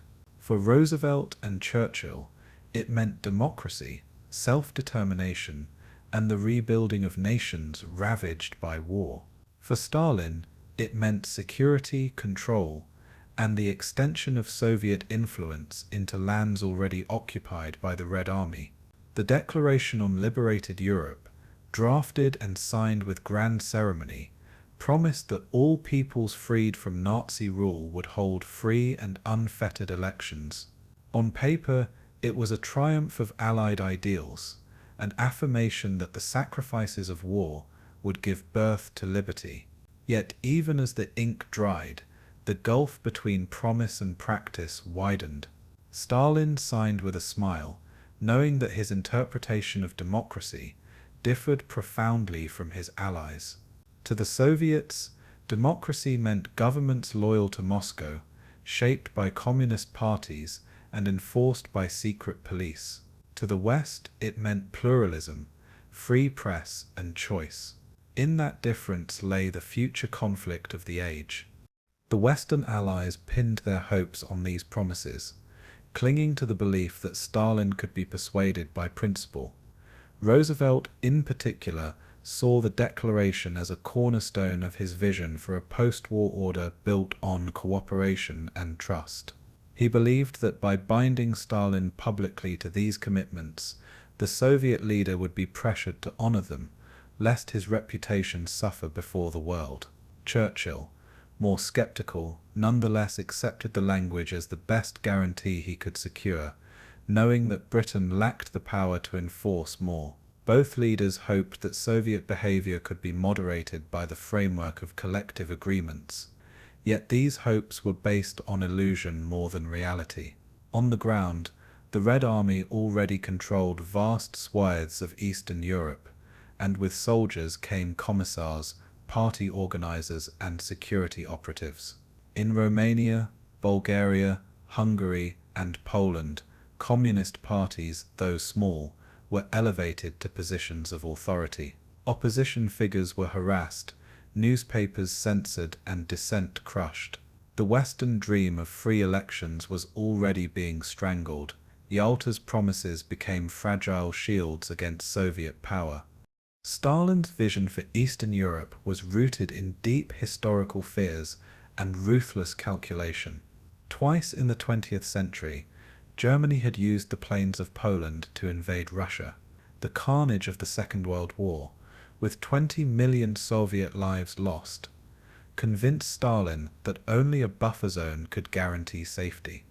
He did not trust Western promises of security, nor the fledgling United Nations. What he trusted were armies, governments, and borders that answered to him. Eastern Europe would be that buffer, a cordon sanitaire of friendly regimes aligned with Moscow. Stalin spoke of democracy, but his definition was people's democracy, a phrase that masked one-party rule. His concessions at Yalta, Free elections, broad-based governments were tactical, designed to placate his allies until his control was unchallengeable. He understood that Roosevelt needed Soviet support in the Pacific, and Churchill needed unity to preserve Britain's influence. Thus he gave promises freely, knowing they could be broken later. Stalin did not view Yalta as compromise. He viewed it as cover. Eastern Europe was already his, and he had no intention of letting it go. The Western leaders, however, still believed in the power of words and signatures. For Roosevelt, weakened but hopeful, the Declaration on Liberated Europe represented his faith that institutions could restrain ambition. He envisioned the United Nations as the stage where disputes would be resolved and promises enforced. Churchill, though more seasoned in dealing with power politics, still clung to the idea that public commitments mattered, that Stalin could not openly defy agreements without consequence. Together they saw Yalta as a balancing act, compromise now, enforcement later. Yet neither possessed the means to challenge Soviet dominance in Eastern Europe directly. The Western armies were far away, supply lines stretched thin, and the Red Army occupied the very territories in question. Behind Stalin's polite words stood millions of Soviet soldiers, entrenched and immovable. In truth, the declaration was a promise the West could not enforce. Its value lay in symbolism, not substance. The gap between hope and reality was wide, but for the moment hope prevailed. It was a fragile triumph, destined to unravel. As debates unfolded, Churchill could not hide his unease. He had entered the war to defend the sovereignty of small nations, yet here he was watching the fate of Eastern Europe being decided by force, not principle. He warned Stalin that history would judge harshly if promises were betrayed, his voice rising with indignation. Stalin replied calmly, assuring him that the Soviet Union sought only friendship and cooperation. Roosevelt, acting as mediator, tried to smooth tensions, reminding both men of their shared mission to secure peace. Yet beneath the cordial exchanges lay suspicion as deep as the Black Sea outside the palace walls. Churchill doubted Stalin's intentions, Stalin doubted Churchill's sincerity, and Roosevelt doubted whether trust could survive without sacrifice. The West spoke of elections and freedom, Stalin spoke of security and stability. Both sides left believing they had secured something, yet in truth they had secured only paper. Churchill's speeches echoed with moral force, Roosevelt's words with hope, Stalin's with quiet determination. Each man left the table convinced of his necessity, and in that conviction lay the seeds of division. The contradictions of Yalta became most visible in the smaller nations already under Soviet influence. In Romania, a communist-led government was installed despite promises of pluralism. In Bulgaria, opposition figures were arrested, even as Stalin pledged inclusivity. In Hungary, the Communist Party, though weak, was elevated through Soviet backing, silencing rivals with intimidation.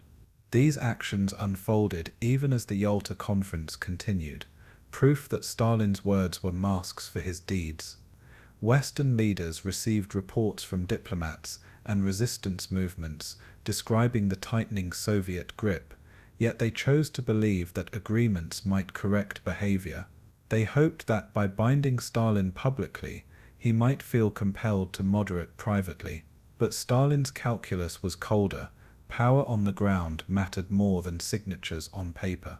The Red Army was the ultimate guarantor, and it answered to him alone. Eastern Europe was not a question of promises, it was a fact of conquest. At Yalta the West pretended otherwise, clinging to hope, but history was already turning in another direction. The fragile unity of Yalta thus masked the birth of division. On the surface, the Big Three left the palace halls with declarations of harmony, announcing to the world that free elections would soon flourish in Europe's liberated lands.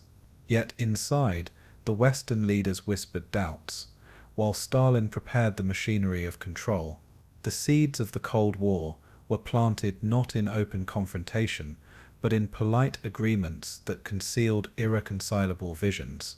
Roosevelt's dream of trust, Churchill's defense of principle, and Stalin's pursuit of security collided beneath the ornate chandeliers of Levadia Palace. Each man left believing he had won something, but only one held real power in Eastern Europe.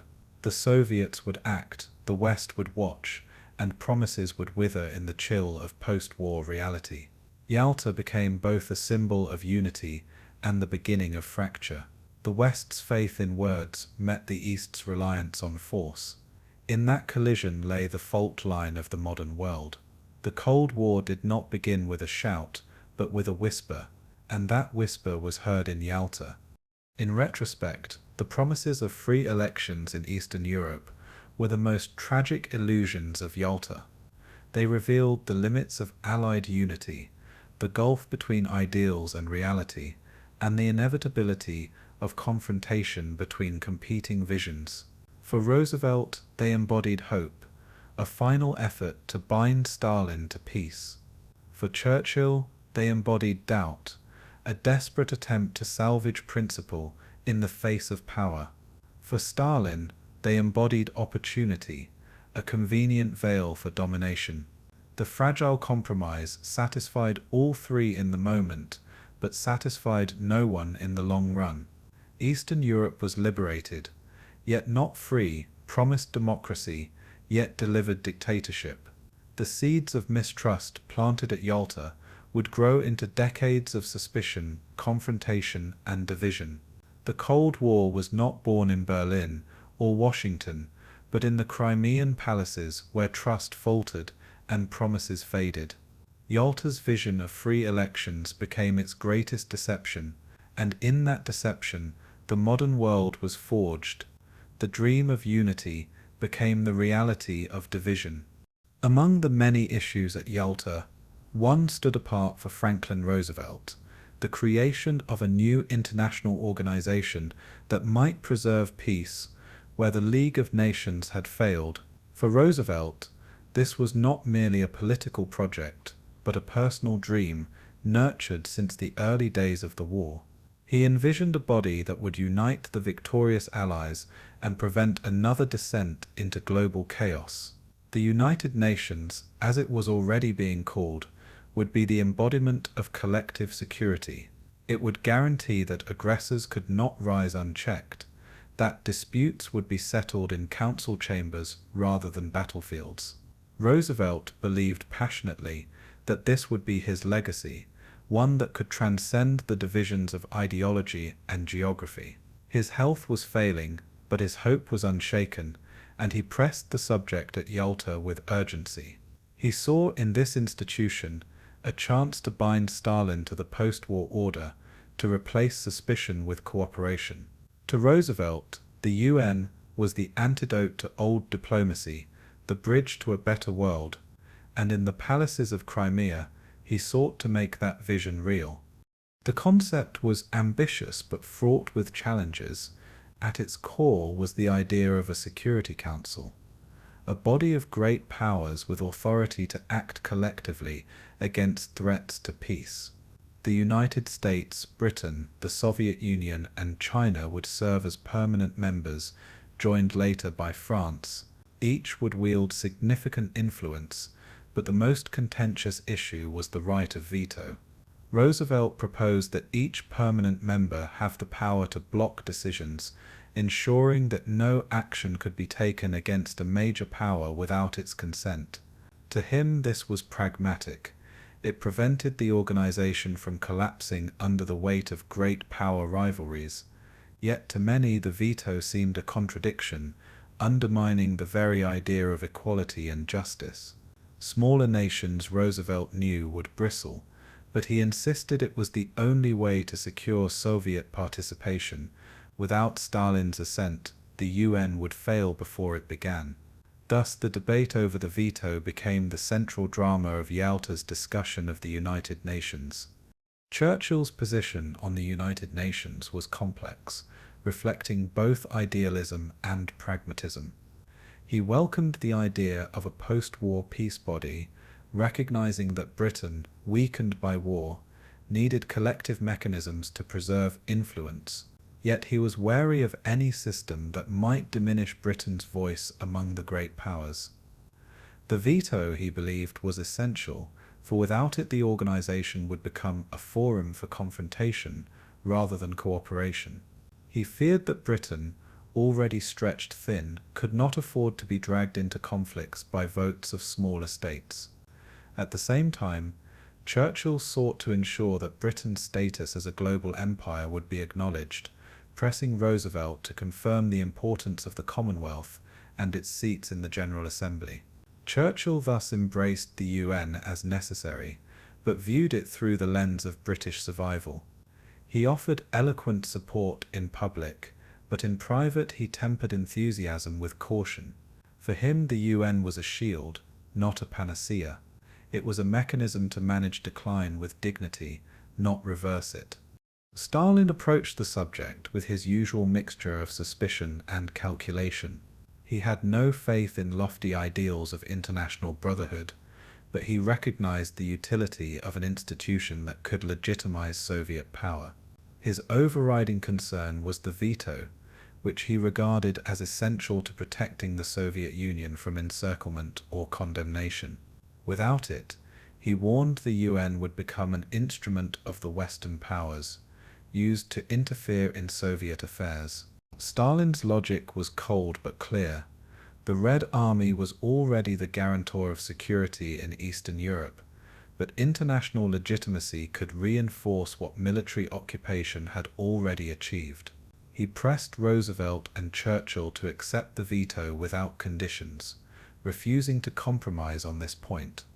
Stalin was willing to allow the smaller nations their forum in the General Assembly, but he insisted the great powers must hold ultimate authority.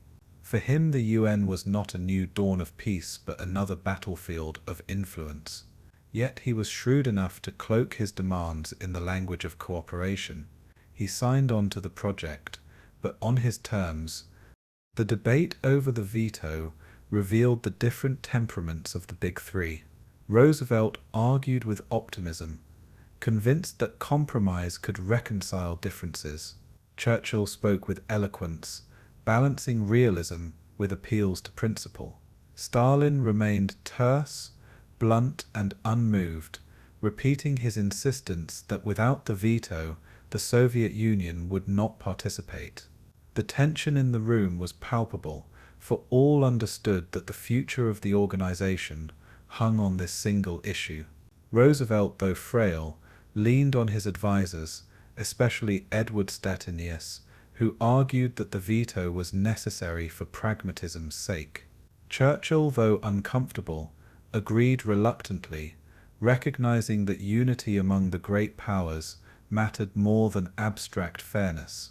Stalin, by refusing to yield, effectively forced the others to accept his view. Thus, the Security Council was born with a veto at its core. It was a compromise that preserved the dream of the UN, but also built inequality into its structure.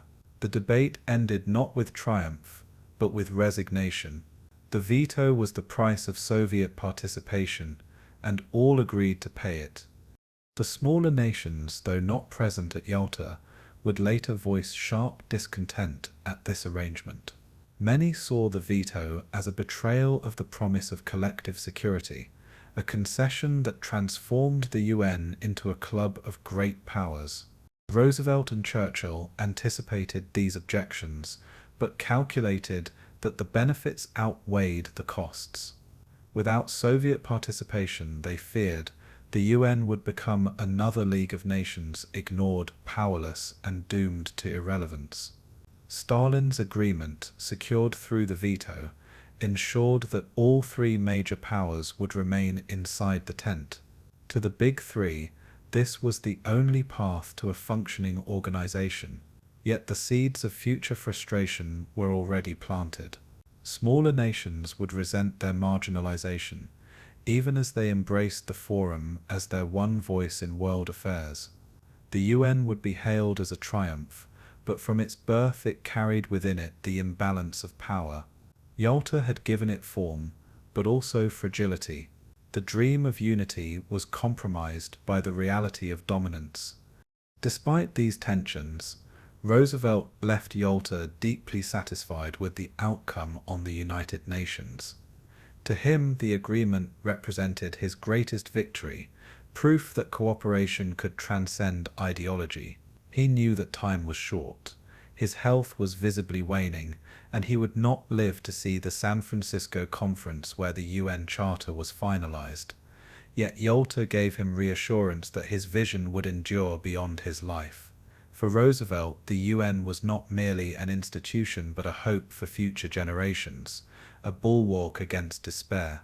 Churchill, though more reserved, acknowledged the necessity of the arrangement, recognizing that Britain's survival depended on international structures it could no longer dominate. Stalin, ever pragmatic, gained what he wanted, the veto and the appearance of collaboration. Each left the table believing he had achieved his aim, yet beneath the unity contradictions remained. The UN was both ideal and compromise, both vision and concession. It was a triumph of hope and a concession to power. In that duality lay its destiny. The birth of the United Nations at Yalta symbolized the complexity of the wartime alliance. It was the moment when Roosevelt's idealism, Churchill's pragmatism, and Stalin's realism converged in uneasy agreement. The Security Council, with its veto, reflected both cooperation and coercion, unity and division. The smaller nations would gather in San Francisco, inspired by the rhetoric of equality, yet bound by the dominance of the great powers. The UN would grow into the world's central forum for peace, but from its inception it carried the imprint of Yalta's compromises. For Roosevelt, it was the crowning moment of his international vision. For Churchill, it was a necessary adaptation to Britain's decline. For Stalin, it was a useful shield for Soviet interests. The UN was thus born as both a promise and a paradox. It promised a new global order, yet it preserved old hierarchies. Yalta gave it life, but also its limits, and in that paradox, the world would find both hope and frustration. The dream of unity endured, but the shadow of power never left it. By the time the Big Three gathered at Yalta, the war in Europe was all but decided, but across the Pacific the struggle against Japan raged on.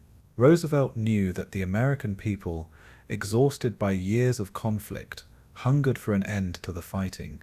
Yet his military advisors warned that an invasion of the Japanese home islands would be a nightmare of blood and attrition. Estimates suggested hundreds of thousands, perhaps even 1 million Allied casualties, should the beaches of Honshu and Kyushu have to be stormed.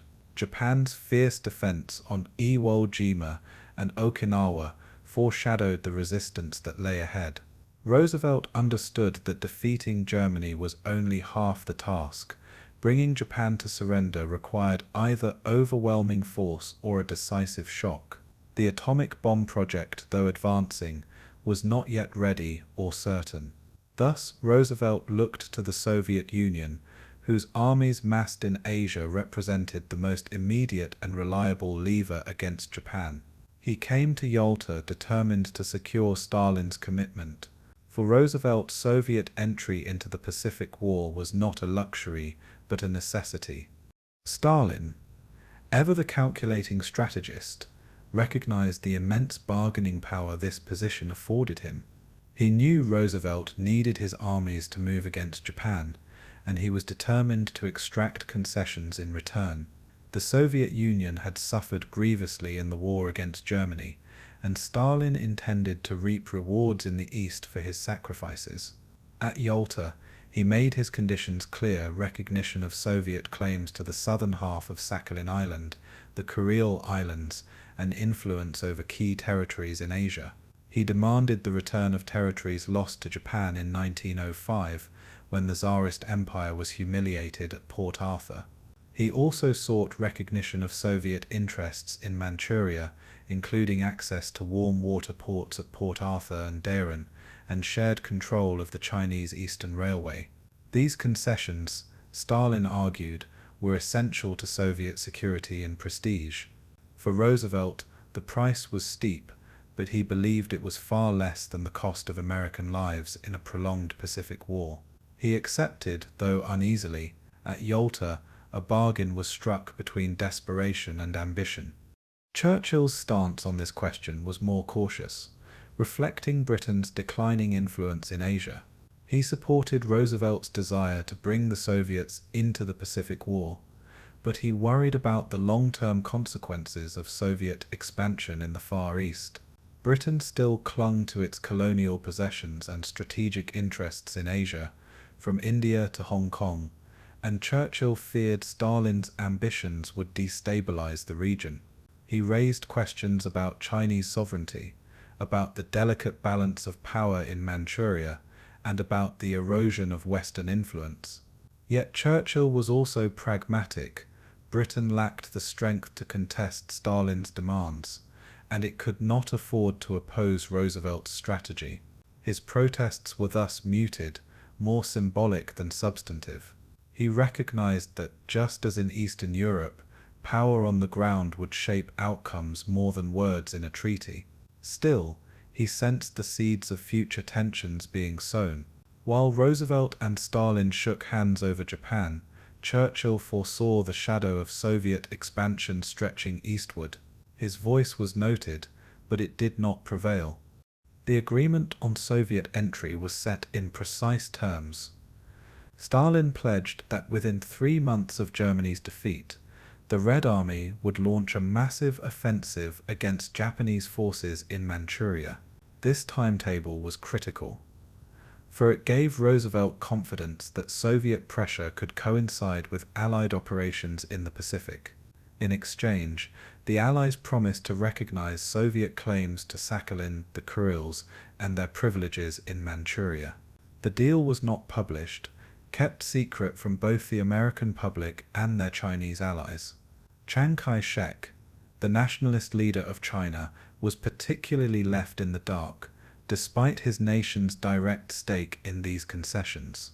Roosevelt calculated that the benefits outweighed the risks, believing the end of the war justified the secrecy. Yet the irony was stark. The United States, fighting for democracy and freedom, was simultaneously promising territories and privileges to a dictator. This contradiction reflected the harsh arithmetic of war. Morality gave way to necessity, and necessity shaped the map of Asia. At Yalta, principles bent under the weight of strategy. Roosevelt's desperation was not only military, but political. He feared that prolonging the Pacific War would erode public support and jeopardize the fragile unity of the Allies. The atomic bomb was a gamble, untested and uncertain in February 1945, and he dared not rely on it alone. Soviet entry promised something tangible: millions of soldiers ready to crush Japan's Kwantan army in Manchuria. American strategists argued that once Japan lost its continental stronghold, its position would collapse. Roosevelt embraced this logic, convinced that Stalin's participation would shorten the war by months and save untold lives. He was also mindful of the looming post-war order. By binding Stalin to a Pacific commitment, he hoped to keep the Soviet Union invested in cooperative internationalism. To Roosevelt, the UN and Soviet entry into the Pacific were linked twin pillars of a stable peace. He believed that sharing victory with the Soviets would prevent rivalry from hardening into hostility. It was a gamble of trust, made in the shadow of doubt. History would later question its wisdom. For Stalin, the agreement offered opportunity beyond territorial gain. By joining the war against Japan, he could present the Soviet Union not merely as conqueror of Europe, but as global victor. His armies would sweep into Manchuria, Korea, and potentially northern China, expanding Soviet influence across Asia. This would not only enhance Soviet prestige, but also give Moscow leverage in the emerging balance of power. Stalin had long envied Japan's industrial and strategic footholds in Asia, and now he had a chance to claim them. He moved carefully, ensuring that his concessions were written down and recognized by both Roosevelt and Churchill. Yet he gave little indication of the scale of his future ambitions. His focus was immediate, securing promises while his allies still needed him. Stalin understood that desperation gave him bargaining power. At Yalta, he extracted every ounce of advantage. He was not merely promising cooperation, he was positioning the Soviet Union as a Pacific power, and with each signature he tightened his grip on the post-war world. The consequences of Yalta's Pacific bargain would unfold in dramatic fashion later in 1945. True to his word, Stalin declared war on Japan in August, launching the massive Soviet invasion of Manchuria. The Red Army swept aside the once feared Kwantung Army in a matter of weeks, dealing a crushing blow to Japanese defenses. This assault, combined with the devastation of Hiroshima and Nagasaki by atomic bombs, shattered Japan's resolve. Historians would later debate which factor weighed more heavily in Japan's surrender, the shock of nuclear destruction or the collapse of its continental defenses under Soviet attack. For Roosevelt, who did not live to see these events, the agreement seemed vindicated. His calculation that Soviet entry would hasten the end of the war proved accurate, though at the cost of granting Stalin new footholds in Asia. The concessions at Yalta altered the map of the Pacific, reshaped the balance of power, and planted seeds of Cold War rivalry in Asia. What had been a bargain of necessity became a legacy of tension. At Yalta, short-term victory carried long-term price. In the end, the Pacific agreements of Yalta were a mirror of the conference itself. Triumph and compromise intertwined. Roosevelt secured the promise of Soviet aid, giving him reassurance that Japan could be defeated swiftly. Stalin gained territories and influence, expanding Soviet power beyond Europe. Churchill accepted reluctantly, watching Britain's role in Asia shrink beneath the weight of larger forces. The deal reflected the brutal pragmatism of wartime diplomacy, where ideals gave way to survival. It also foreshadowed the divisions of the post-war world, as Soviet expansion in Asia clashed with American and British interests. The secrecy of the agreement bred mistrust, especially with China, whose sovereignty was bargained away without consultation. Yet in February 1945, no one could afford to think too far ahead. The urgency of ending the war overrode all else. At Yalta, the Pacific War was shaped not on battlefields, but at negotiating tables, and in that moment, victory and rivalry were written in the same ink. As the Big Three deliberated at Yalta, the question of what to do with Germany's allies lingered on the agenda, overshadowed by the greater questions of Berlin, Poland, and Japan. Yet for Roosevelt, Churchill, and Stalin, Austria and Italy represented test cases, examples of how fallen Axis states might be reshaped in the aftermath of total defeat. Austria had been absorbed into the Third Reich since the Anschluss of 1938, but the Allies never recognized that annexation as legitimate. They insisted that Austria was a victim of Hitler's aggression, though one complicit in his crimes. Italy, by contrast, had already switched sides after Mussolini's fall in 1943, but its political destiny remained unsettled. The future of both nations mattered not only for European stability, but for the message it sent to other occupied states.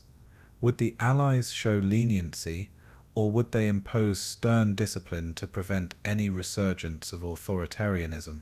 At Yalta, these questions surfaced in cautious discussions.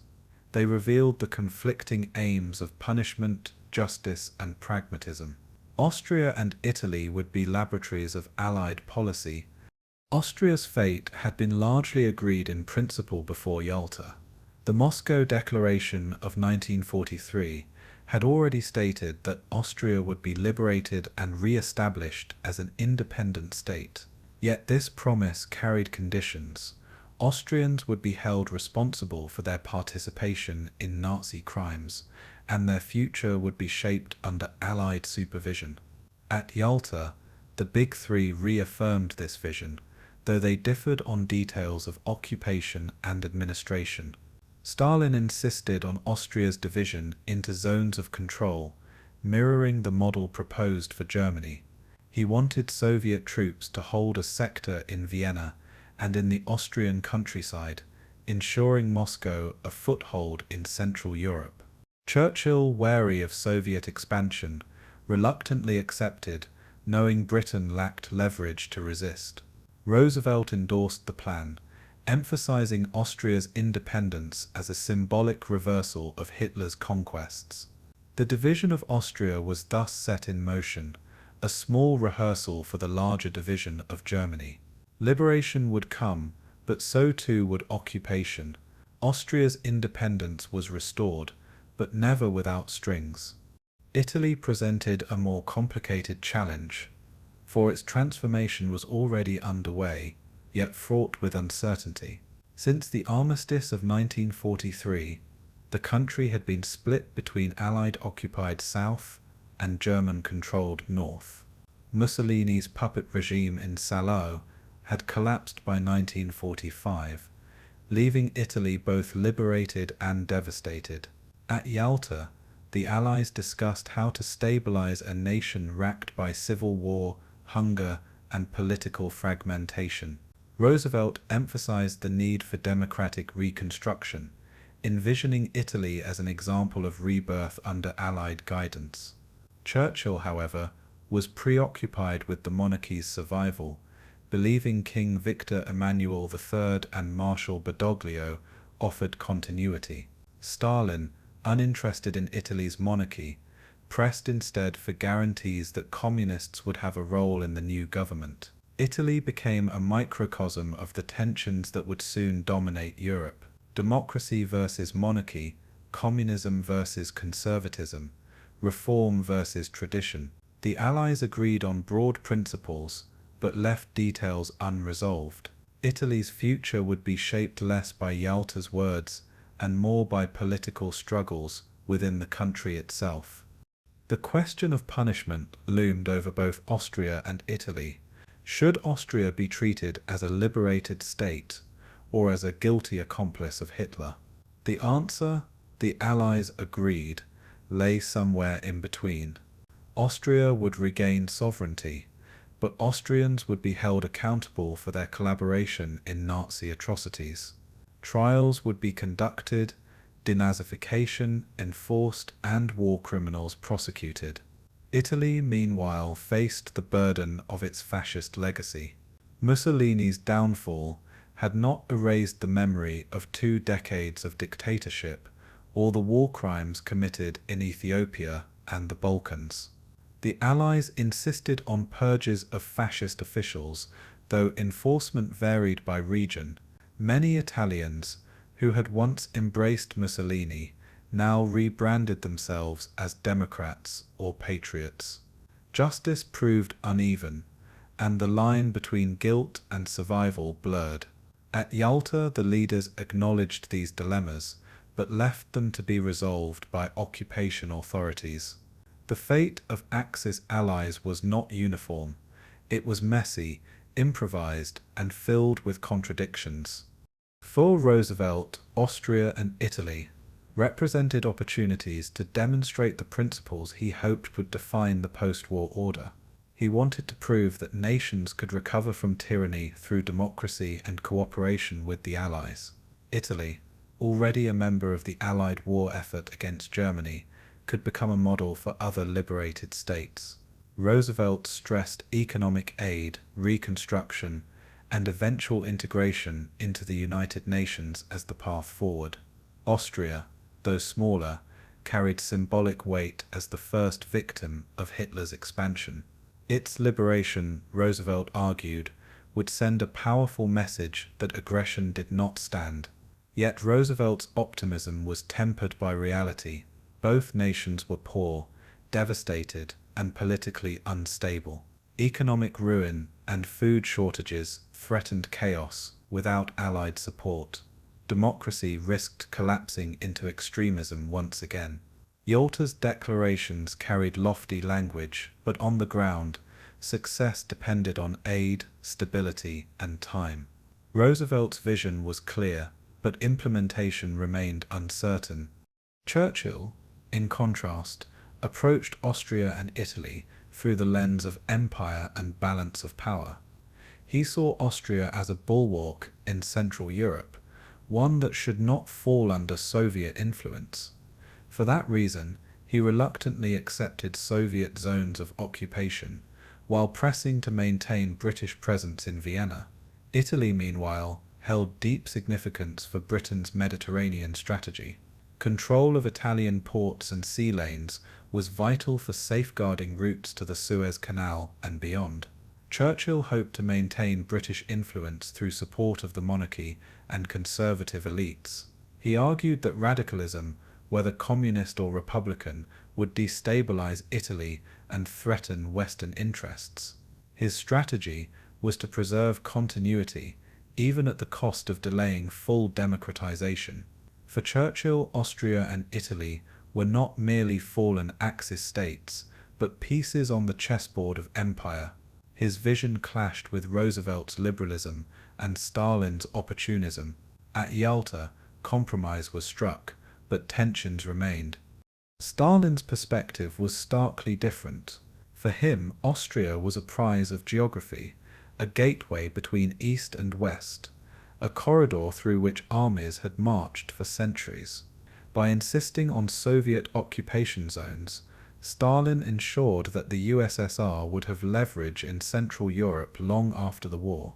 Italy, however, was less central to his ambitions. He had no troops there, and his influence was limited to communist parties, nurtured in exile. Still, he pressed for guarantees that communists would not be excluded from Italy's future government. To Stalin, this was both ideological and practical. A foothold in the Mediterranean could counterbalance Anglo-American dominance. He also recognized that the example of Italy might shape perceptions of Soviet policy elsewhere. If the West monopolized reconstruction, Moscow's image as liberator would weaken. Thus, Stalin bargained carefully, demanding influence where possible and concessions where necessary. His approach was consistent: secure Soviet interests, even in regions beyond his direct reach. The fate of Austria and Italy, debated at Yalta, revealed the broader lessons of the war's aftermath. Austria would regain independence, but at the price of division and occupation, a reminder that liberation was never free of foreign oversight. Italy would struggle through years of political turmoil, its monarchy abolished by referendum in 1946, its government swinging between instability and reform. Both nations became symbols of the challenges of rebuilding after dictatorship. They highlighted the tension between justice and pragmatism, between punishment and rehabilitation. For the Allies, they offered lessons that would echo in Germany, Japan, and beyond. Nations could not simply be punished, they had to be rebuilt. Yalta's discussions showed the limits of Allied unity, but also the persistence of hope. Austria and Italy emerged scarred but alive, poised between past tyranny and future democracy. Their destinies would shape the post-war map of Europe, and in their struggles, the world glimpsed both the promise and the peril of liberation. Amid the grand debates of Yalta, the future of Germany, the fate of Poland, the United Nations, there were quieter, almost shadowed conversations about regions often left on the margins. The Middle East and the Balkans, though not the central agenda, were never far from the minds of Roosevelt, Churchill, and Stalin.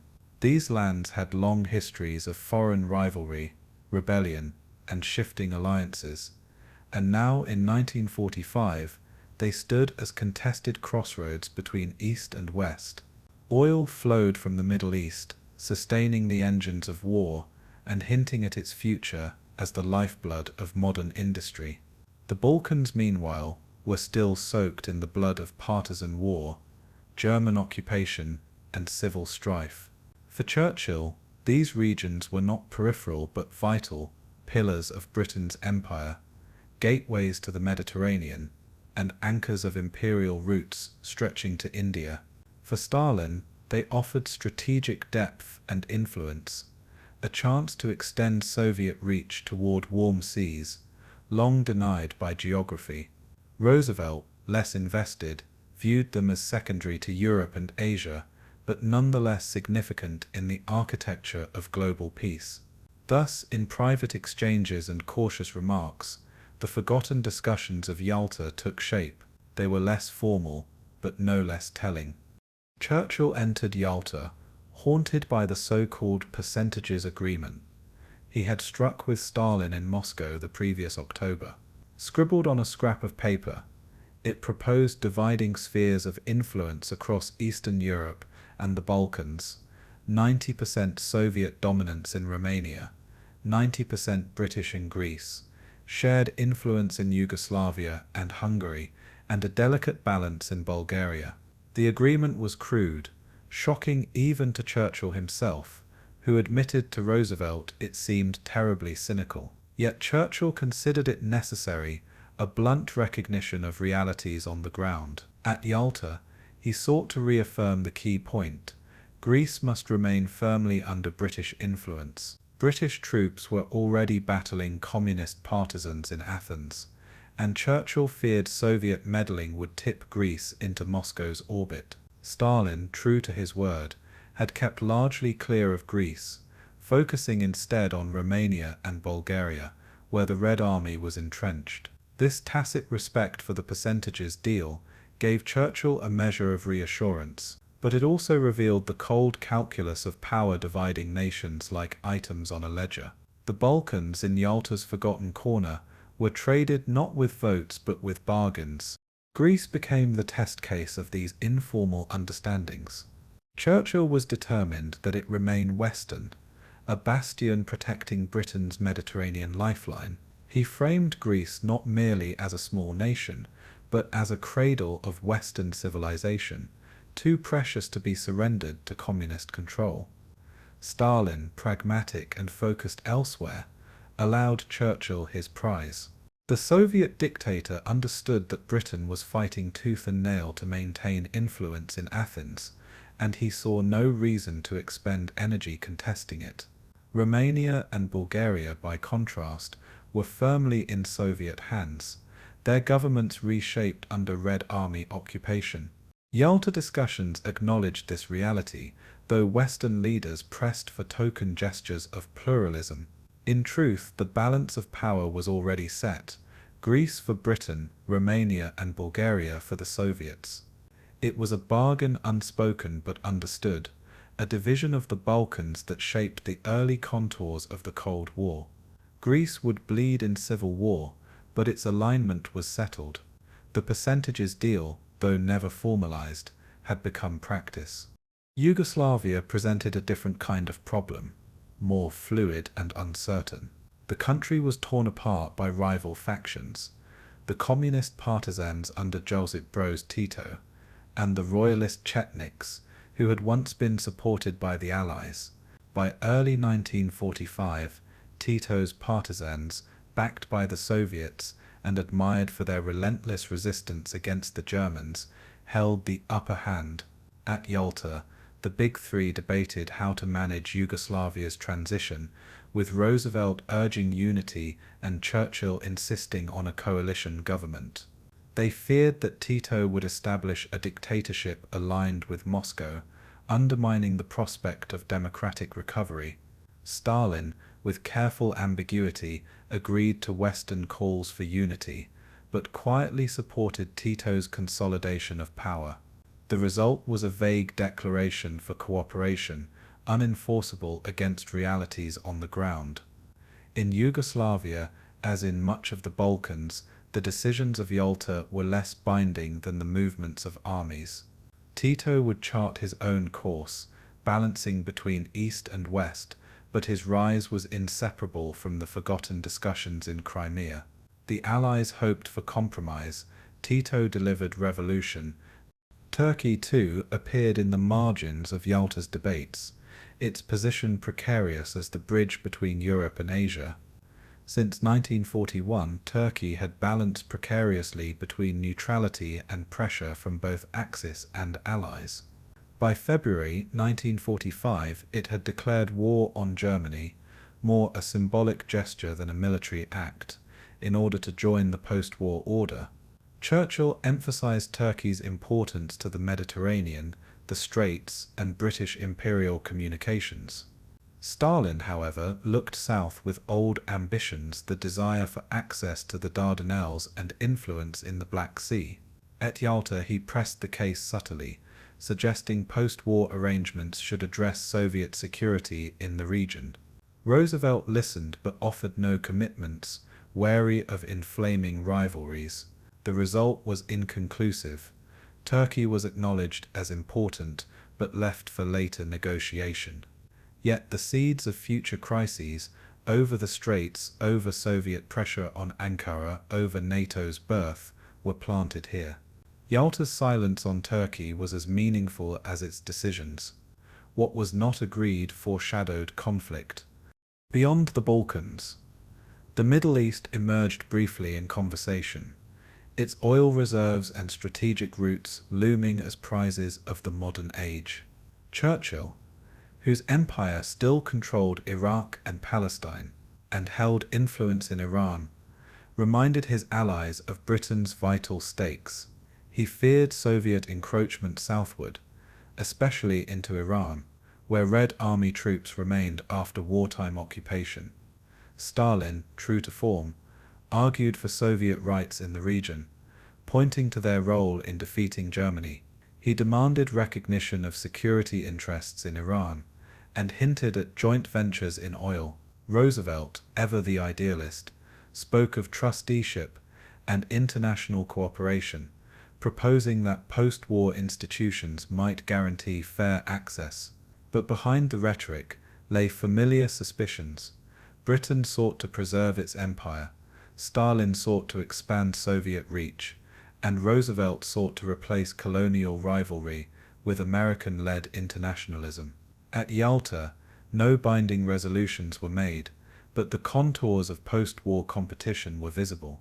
The Middle East, with its oil and crossroads, would not escape great power rivalry.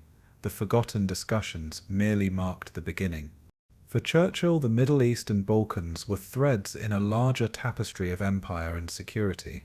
He believed that without control of Mediterranean routes and access to Middle Eastern oil, Britain's global influence would collapse. He pressed this point repeatedly, even as Roosevelt looked elsewhere and Stalin pressed for his own gains. Churchill saw Greece as a fortress, Turkey as a gatekeeper, Yugoslavia as a question mark, and the Middle East as the empire's lifeblood. His voice carried urgency, but Britain's weakness limited its reach. Roosevelt, increasingly focused on the Pacific and the United Nations, treated these regions as secondary. Stalin, meanwhile, recognized their strategic potential but prioritized Eastern Europe, where his armies gave him immediate leverage. Thus, the Middle East and Balkans at Yalta became zones of implicit negotiation rather than formal agreement. Their fate was shaped by silence as much as by words. Churchill fought hardest, but his empire was already eroding. These forgotten discussions revealed both his determination and his desperation. They were echoes of an empire struggling to endure. In the end, the Yalta Conference did not produce dramatic declarations on the Middle East and Balkans, but its silences were as important as its agreements. Greece was tacitly ceded to Britain, Romania and Bulgaria to the Soviets, and Yugoslavia left in uneasy ambiguity. Turkey and the Straits remained unresolved, a future flashpoint. The Middle East was acknowledged but not settled. its oil wealth already pulling the great powers into competition. Roosevelt hoped international institutions might diffuse rivalries. Churchill hoped empire could still hold sway.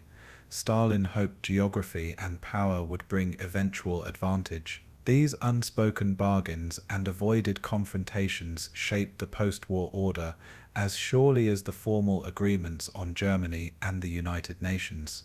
They showed how influence could be traded with a glance, how futures could be decided by what was left unsaid.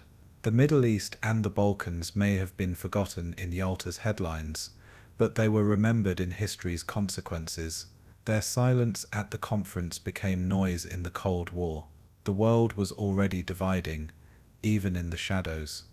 The Yalta Conference was not merely a negotiation of states and armies.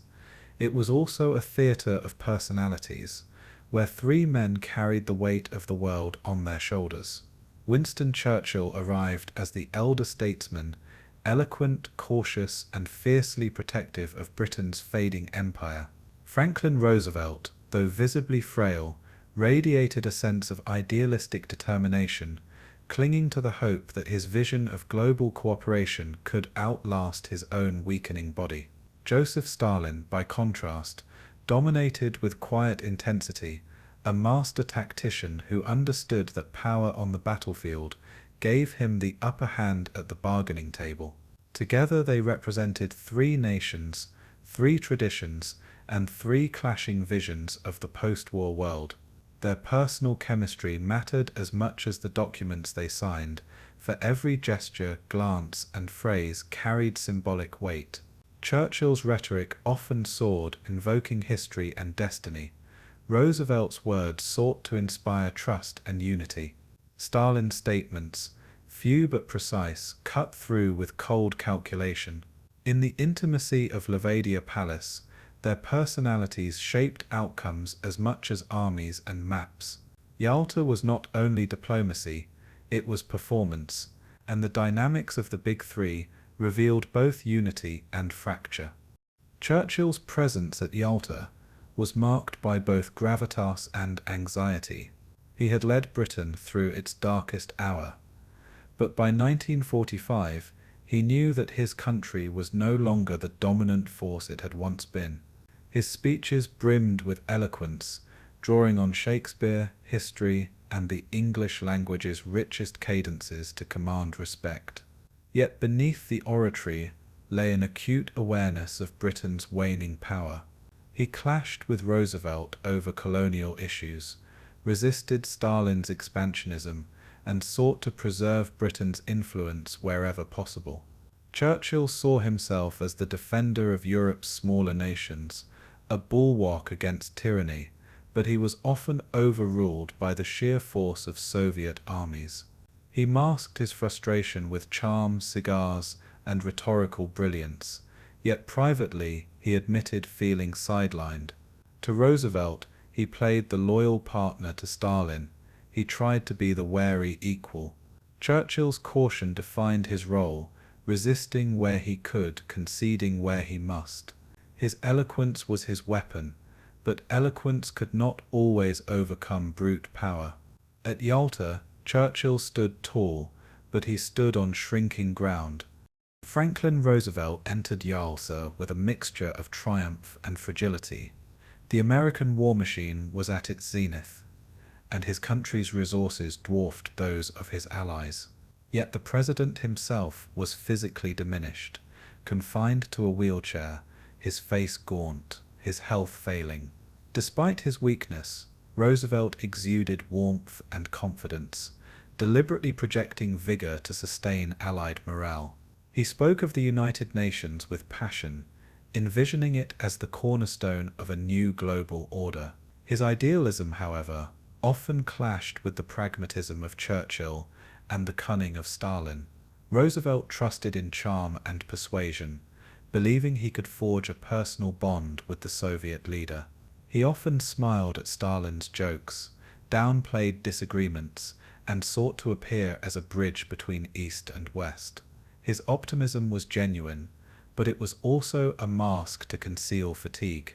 Roosevelt's failing health made Yalta his final great act on the world stage. He carried the hopes of millions but bore them with a body that was already fading. The contrast between his vision and his condition was striking and poignant. Stalin, by contrast, entered Yalta with the confidence of a victor.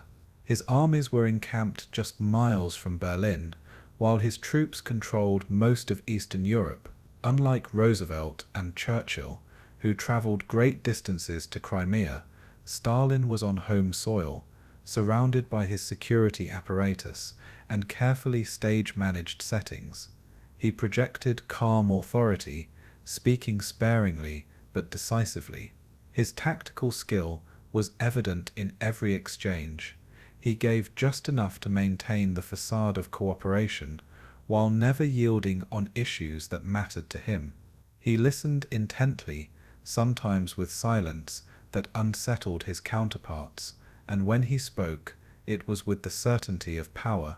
Stalin understood that both Roosevelt and Churchill needed him, for the war in Europe, for the war in Asia, for the post-war order itself. This leverage gave him freedom to dictate terms, subtly cloaked in the language of compromise. He was not flamboyant, not eloquent, but devastatingly effective. At Yalta, Stalin was the immovable object around which the others moved. His dominance was quiet, but it was absolute. The interplay of personalities shaped the rhythm of the conference. Roosevelt often positioned himself as mediator, smoothing tensions between Churchill's warnings and Stalin's demands. Churchill, dramatic and expressive, delivered long speeches, sometimes irritating Stalin, who preferred brevity and action. Stalin, in turn, responded with sharp, laconic phrases, occasionally punctuated with dry humor that disarmed his counterparts. At moments, the three laughed together, sharing cigarettes and banter, but beneath the laughter lay mistrust. Churchill's caution clashed with Roosevelt's optimism, while Stalin exploited their differences with careful precision. Each man watched the others intently, weighing not only words but gestures. In this subtle theater, body language spoke volumes, Roosevelt leaning forward with warmth, Churchill thumping the table with emphasis, Stalin reclining with impassive control. The conference was a dialogue of wills, as much about personality as policy. In this dance of power, every glance was a move, every pause a strategy. Yalta was a negotiation not just of nations but of men. Churchill, despite his eloquence, often found himself cornered. His appeals to history and morality carried moral weight, but lacked the backing of armies to enforce them. He championed Poland, Greece, and smaller nations, yet he knew that Britain's resources were drained. He relied heavily on Roosevelt's support, but Roosevelt's priority was harmony with Stalin, not confrontation. Churchill grew frustrated at times, pacing, scribbling notes, and muttering about Britain's diminished role. Yet he never allowed despair to silence him. His words were crafted to inspire not only his allies, but also posterity, for he believed history would judge the principles defended at Yalta. He understood that eloquence was his only weapon in a room dominated by power. Though overshadowed by the giants beside him, Churchill carved a presence through language. He was both warrior and poet, his rhetoric a shield against decline. At Yalta, he played the role of conscience, but conscience rarely won the day. He knew it, and yet he persisted. Roosevelt, for all his idealism, was not naive. He recognized Stalin's strength, but believed personal trust could temper it. He worked tirelessly to build rapport, meeting Stalin with warmth and informality, hoping to humanize the relationship. He avoided direct confrontation, believing it would only harden Soviet intransigence. Instead, he emphasized common goals: victory over Japan, the founding of the United Nations, the creation of a lasting peace. His failing health, however, limited his stamina, and his advisors often worried he conceded too much in the name of harmony. Roosevelt's style was to charm, to cajole, to inspire, but charm has limits when facing a man like Stalin. Still, Roosevelt believed in the power of personal diplomacy, and he never abandoned the hope that trust could build a bridge across ideological divides. Yalta was his final gamble, his last great act of statesmanship. He left with agreements he cherished, but he would not live to see their unraveling. Roosevelt embodied both the hope and the tragedy of Yalta. His vision was vast, but his time was short. Stalin, throughout it all, remained the most inscrutable figure. He offered concessions only when they cost him little, while securing commitments that strengthened his hand immeasurably. He understood the weaknesses of his counterparts: Churchill's declining empire, Roosevelt's failing health, their shared dependence on Soviet military power. He exploited these realities with patience, never rushing, always calculating. Stalin's dominance at Yalta was not bombastic but methodical, rooted in the simple fact that his armies controlled the ground. He spoke little, but his silence often forced others to fill the space, giving him more leverage. He joked occasionally, disarming suspicions, but behind every smile lay iron resolve. To Churchill, he was a rival; to Roosevelt, a partner; to himself, he was the master of the table. At Yalta, Stalin proved not only a tactician but a strategist, shaping outcomes for decades to come. His presence loomed larger than his words, and his shadow extended far beyond Crimea. In the dynamic of the Big Three, Stalin did not merely participate, he prevailed. While the photographs from Yalta capture Roosevelt, Churchill, and Stalin seated in their famous trio, the reality of the conference stretched far beyond those three figures.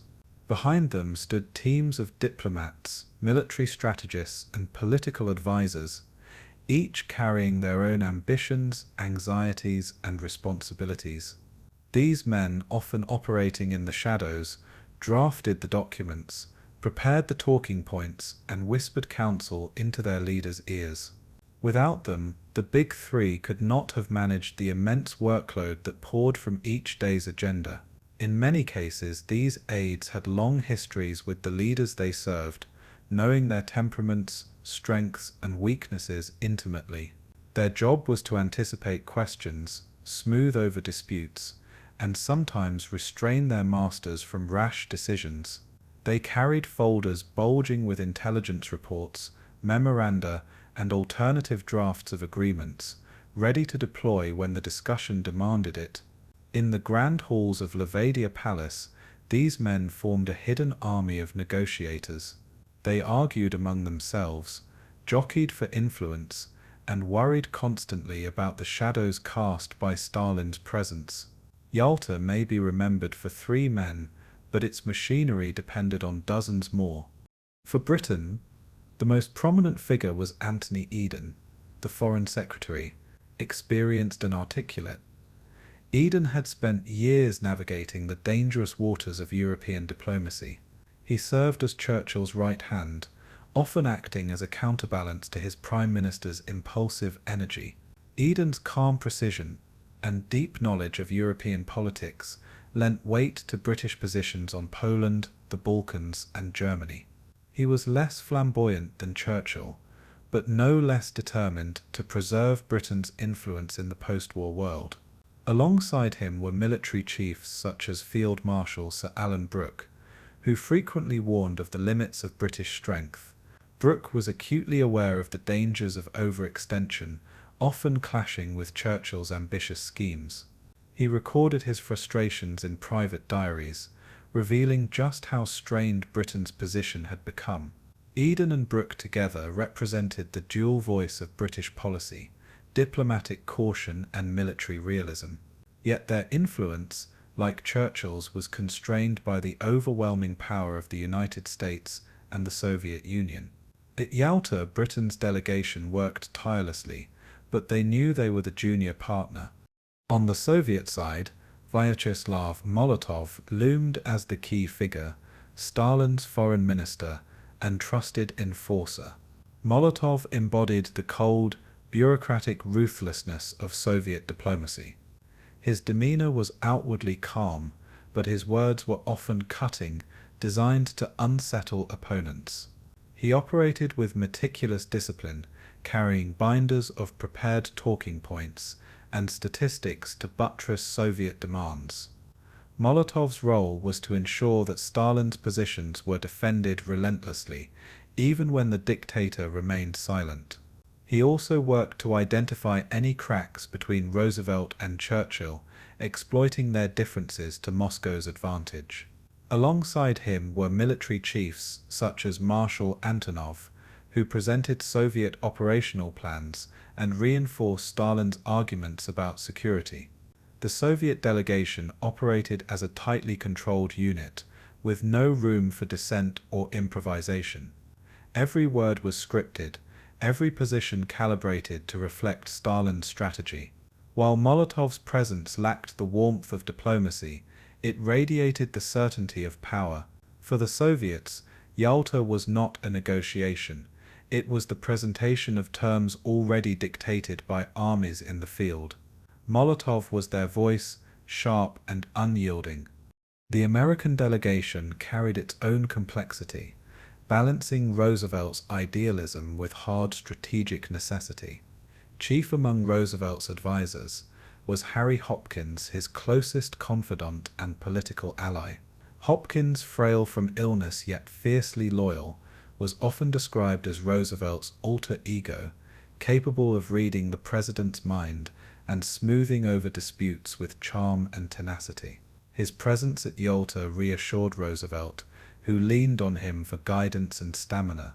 Beside Hopkins stood Edward Stettinius, the newly appointed Secretary of State, younger and less experienced but eager to prove himself. Stettinius focused heavily on the United Nations question, ensuring Roosevelt's dream had solid bureaucratic backing. Military weight came from General George C. Marshall and Admiral Ernest King, who shaped discussions about Germany, the Pacific, and Soviet entry into the war against Japan. Marshall's calm authority and King's bluntness reflected the sheer scale of American power. Together, the American team sought to project unity, though privately they debated how much to concede to Stalin. Their strength lay in resources and vision, but their weakness lay in Roosevelt's failing health. The American delegation bore the future of global leadership on its shoulders. These delegations did not merely advise, they clashed, often fiercely behind closed doors. British generals argued with American counterparts about the timing of Operation Overlord and the opening of new fronts. Americans questioned British determination to hold onto imperial possessions, particularly in the Middle East and Asia. Soviet advisors rejected Western calls for free elections in Eastern Europe, dismissing them as naive or hostile. At times, tempers flared, with sharp exchanges over maps, troop deployments, and post-war borders. Translators struggled to keep pace, turning heated debates into polished phrases. Yet beneath the clashes lay mutual dependence. Each delegation knew that the war effort required cooperation, however strained, within each team too. Divisions simmered. British military leaders often despaired of Churchill's boldness. American advisors worried about Roosevelt's concessions. Soviet officers sometimes whispered concerns about Stalin's iron grip. The delegations reflected their nation's strengths, but also their fractures. They were microcosms of the broader alliance, bound together by necessity, divided by vision. Yalta's discussions were shaped not only by leaders, but by the quarrels of their teams. The military chiefs, in particular, left indelible marks on the conference. For the Americans, Marshall's strategic clarity framed the push for unconditional surrender and post-war occupation zones.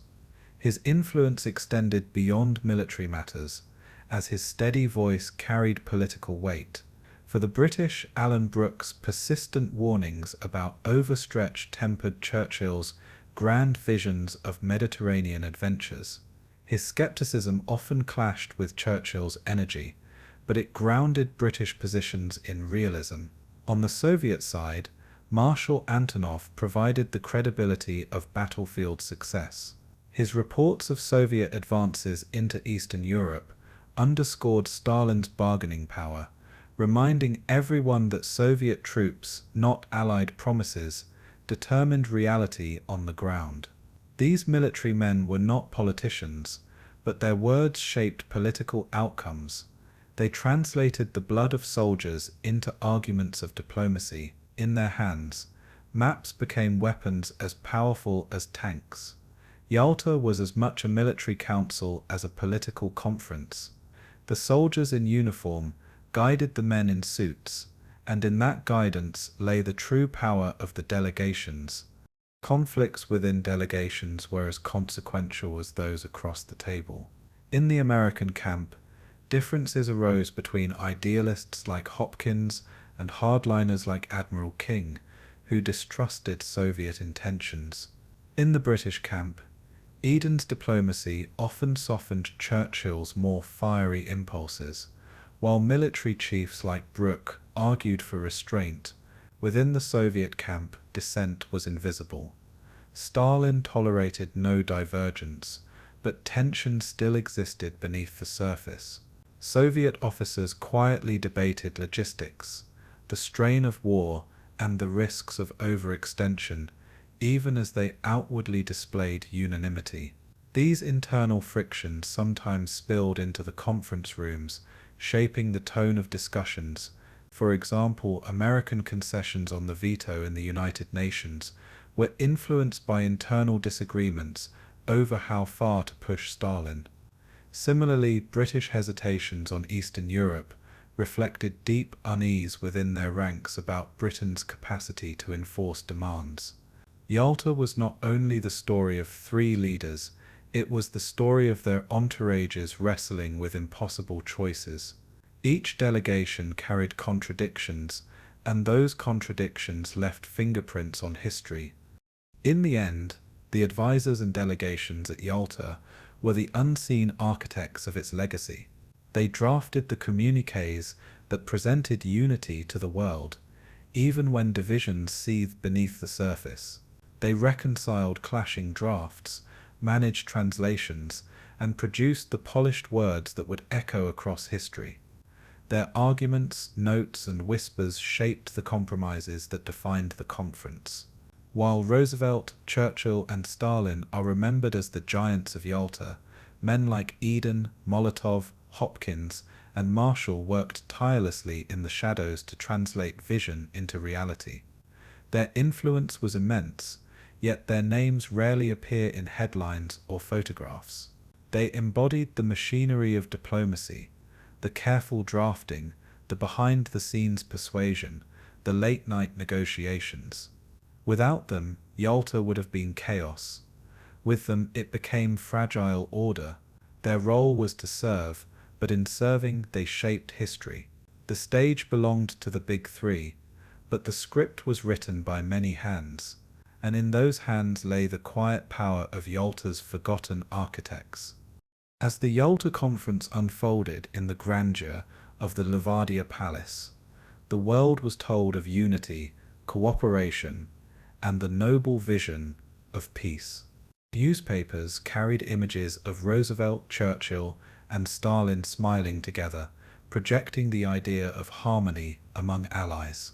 Yet behind the ornate doors and guarded chambers, another Yalta was taking shape, one defined by secrecy, bargains, and compromises hidden from public eyes. The men who sat around the great tables knew that what they decided would shape the future of entire nations, but they also knew that not all of their choices could withstand the scrutiny of democracy. For Roosevelt, secrecy was a necessity, a way to keep American opinion focused on victory rather than divisive questions of diplomacy. For Churchill, it was a shield against parliamentary critics who would accuse him of sacrificing principle. For Stalin, secrecy was simply natural, The Soviet state thrived on closed decisions, enforced silence, and carefully crafted propaganda. Together, the Big Three crafted agreements that would never appear in the glowing communiques released to the press. These hidden bargains would later define the fault lines of the Cold War. They were the shadows that lurked behind the spotlight of victory. Perhaps the most consequential of these secret understandings concerned the Soviet Union's role in the war against Japan. Roosevelt, desperate to shorten the Pacific War and spare American lives in what promised to be a bloody invasion of the Japanese homeland, sought Stalin's pledge of military support. Stalin agreed, but his consent came at a price, sweeping territorial concessions in Asia. These included the return of southern Sakhalin and the Kuril Islands to the Soviet Union, control over Port Arthur as a naval base, and influence over the Manchurian railway system. The discussions were conducted quietly, away from the formal sessions, ensuring that neither China nor the American public would know of the bargain struck. For Roosevelt, the calculation was pragmatic. If Soviet entry into the war hastened Japan's defeat, the cost seemed acceptable. But for many in Asia, these deals represented the betrayal of their sovereignty. What was promised at Yalta would later shape the geopolitics of East Asia, fueling tensions that stretched far into the Cold War. In the shadows of Europe, the Pacific was also being carved up. Poland, however, was the issue that carried the greatest secrecy and the deepest controversy. For the Western Allies, Poland was more than a question of geography. It was a matter of honor, for Britain had gone to war in 1939 to defend its independence. For Stalin, Poland was a buffer zone, a gateway to Russia that had been used repeatedly by invaders throughout history. At Yalta, the question was whether Poland would be free to choose its own path or whether it would fall under Moscow's control. The compromise reached was deliberately vague, a coalition government that would include representatives from the London-based Polish exile leadership, alongside those from the Soviet-backed Lublin Committee. Free elections were promised, but no timetable was set, and the mechanisms for enforcement were left undefined. Roosevelt and Churchill presented the agreement as a victory for democracy, but in reality it was a concession to Stalin's military dominance. The secrecy surrounding these terms was essential, for had the Western public known the weakness of the guarantees, outrage would have followed. Poland was sold as a compromise but hidden as a capitulation. The secrecy extended not only to agreements but also to the way the Big Three communicated them. The official communiques released after the conference spoke in glowing language of peace, cooperation, and the dawn of a new world order. They celebrated the birth of the United Nations, the unity of the Allies, and the promise of free elections in liberated lands. Nowhere did they mention the concessions made in Asia or the fragile compromises on Poland. These omissions were deliberate, designed to protect Roosevelt from Congress, Churchill from his critics, and Stalin from any sense of limitation. The Western press largely echoed the official line, presenting Yalta as a triumph of Allied unity. Only years later, when archives opened and documents emerged, did the world learn the full extent of what had been hidden. At the time, the silence bought political breathing room, but it also sowed the seeds of mistrust. Secrecy intended as a shield became an accusation, and the gap between public promises and private bargains became a defining feature of Yalta's legacy. One of the hidden dimensions of Yalta was the fate of millions of displaced persons scattered across Europe. Behind closed doors, the Allies agreed to repatriate citizens of the Soviet Union, even if they did not wish to return. This meant that many who had fled Stalin's rule, prisoners of war, forced laborers and refugees, were condemned to be handed back to the regime they had sought to escape. The agreement, known later as Operation Keelhaul, remained largely hidden from public awareness at the time. To Western governments, it seemed a necessary gesture to secure Soviet cooperation. To those affected, it was a death sentence or a return to the Gulag. The secrecy around this issue was profound. It was an aspect of Yalta that few leaders ever wished to discuss openly. Yet it revealed the moral compromises that even democratic governments were willing to make in the pursuit of military expediency. It was another reminder that Yalta's true face was often hidden from the people in whose name it was conducted. The handling of secrecy itself became a weapon in the political struggles that followed. In the United States, as Roosevelt's health failed and his successor Harry Truman faced growing skepticism about Soviet intentions, the hidden bargains of Yalta became points of accusation. Critics charged that Roosevelt had given away Eastern Europe to Stalin, while others accused him of naivete in trusting Soviet promises. In Britain, Churchill faced his own backlash, as critics claimed that he had betrayed Poland, the very nation whose freedom had triggered the war. Stalin, for his part, used secrecy to his advantage, presenting Yalta domestically as a triumph of Soviet diplomacy, while concealing the promises he had made to his allies.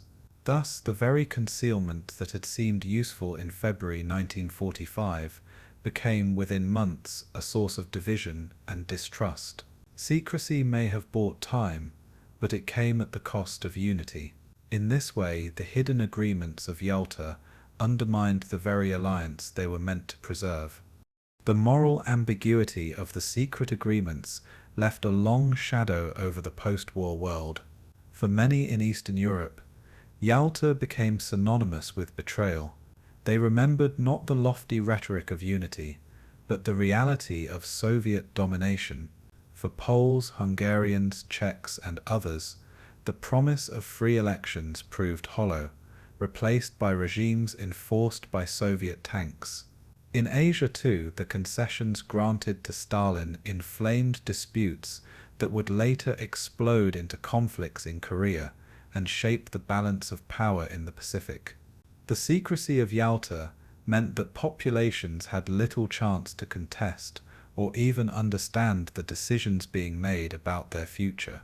They awoke to realities they had never been consulted on, dictated by men meeting thousands of miles away. In the silence of secrecy, the seeds of bitterness were planted, and those seeds would bloom in the struggles of the Cold War. In retrospect, the secret agreements of Yalta reveal the contradictions of Allied leadership at the twilight of World War II. Leaders who spoke of democracy compromised it in practice. Governments that promised transparency cloaked their choices in silence. Roosevelt, Churchill, and Stalin each believed secrecy was necessary to preserve the alliance and achieve victory, but in doing so, they set the stage for disillusionment. The deals on Poland, the concessions in Asia, the forced repatriations, all were hidden at the time, but later came to define Yalta's reputation. They remind us that history is often shaped not only by what is said, but by what is left unsaid. In the ornate rooms of the Levadia Palace, the public Yalta was about unity, the private Yalta was about survival, and it was the private Yalta, the one written in secret, that cast the longest shadow.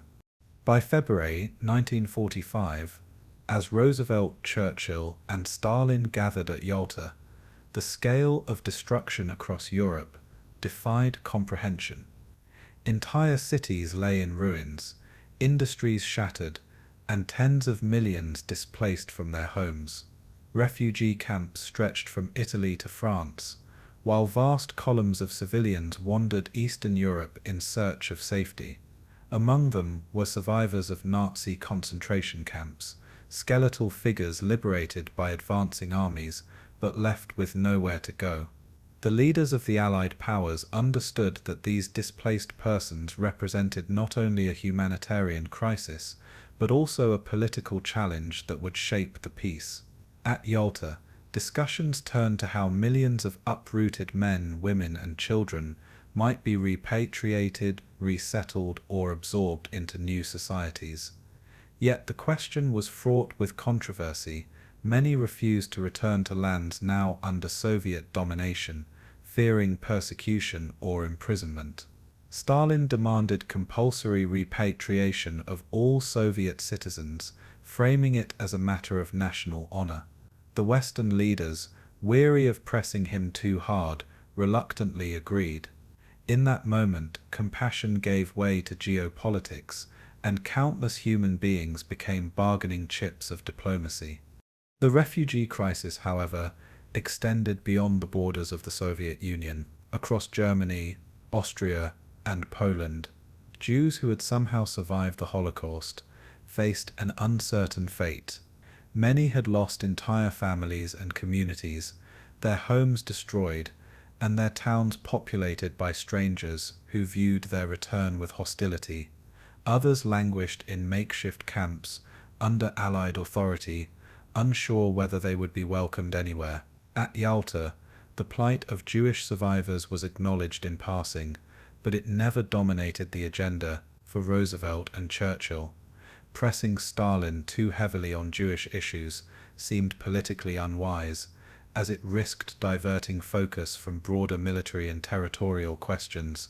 Stalin himself displayed little sympathy, viewing the matter as marginal compared to the security of Soviet borders. The tragedy was that even after the revelations of Auschwitz and Majdanek, the suffering of the Jews was folded into the larger refugee problem, rather than treated with urgency. Promises of assistance were vague, couched in bureaucratic language about displaced persons. For the survivors, this meant months, sometimes years of limbo, trapped between liberation and true freedom. One subject that did take root at Yalta was the pursuit of justice for Nazi crimes. Reports of atrocities were no longer whispered rumors. They were grimly confirmed by advancing armies. Photographs and testimonies reached the Allied leaders, documenting the scale of extermination camps, forced labor, and mass executions. For Churchill, who had long denounced Nazi barbarity, the issue was personal and political. Roosevelt, too, supported the notion of international trials, though his focus remained on building structures for future peace. Stalin, ever pragmatic, endorsed the idea, but with an eye toward using it as a political tool to punish enemies and legitimize Soviet power. At Yalta, discussions laid groundwork for what would later become the Nuremberg trials. It was agreed that the perpetrators of the Holocaust and other war crimes must face justice, not merely retribution by bullets or exile. This represented a turning point in international law, an acknowledgement that crimes against humanity transcended borders. Yet even in this agreement, ambiguity lingered. The definitions of guilt, the procedures for prosecution, and the scope of justice remained unsettled. Yalta opened the door, but the path ahead was still shrouded in uncertainty.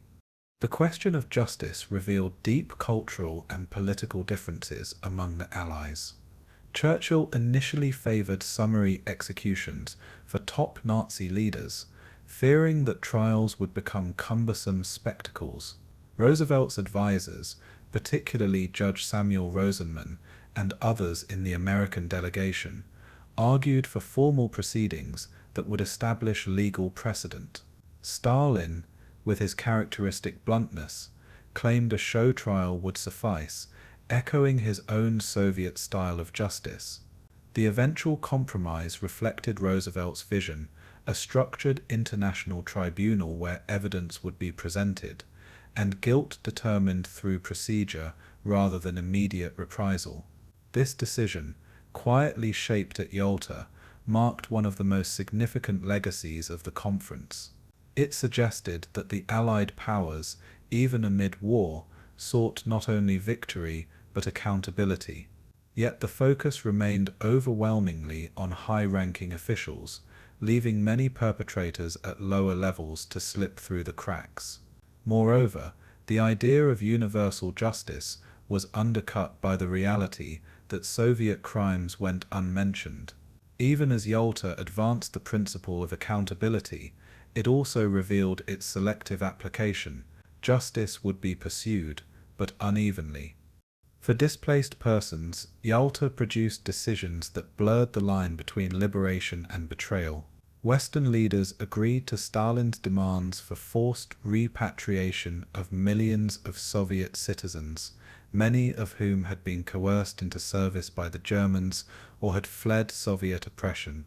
To the West, it seemed a concession to keep the alliance intact. To the individuals affected, it was a sentence to imprisonment or worse.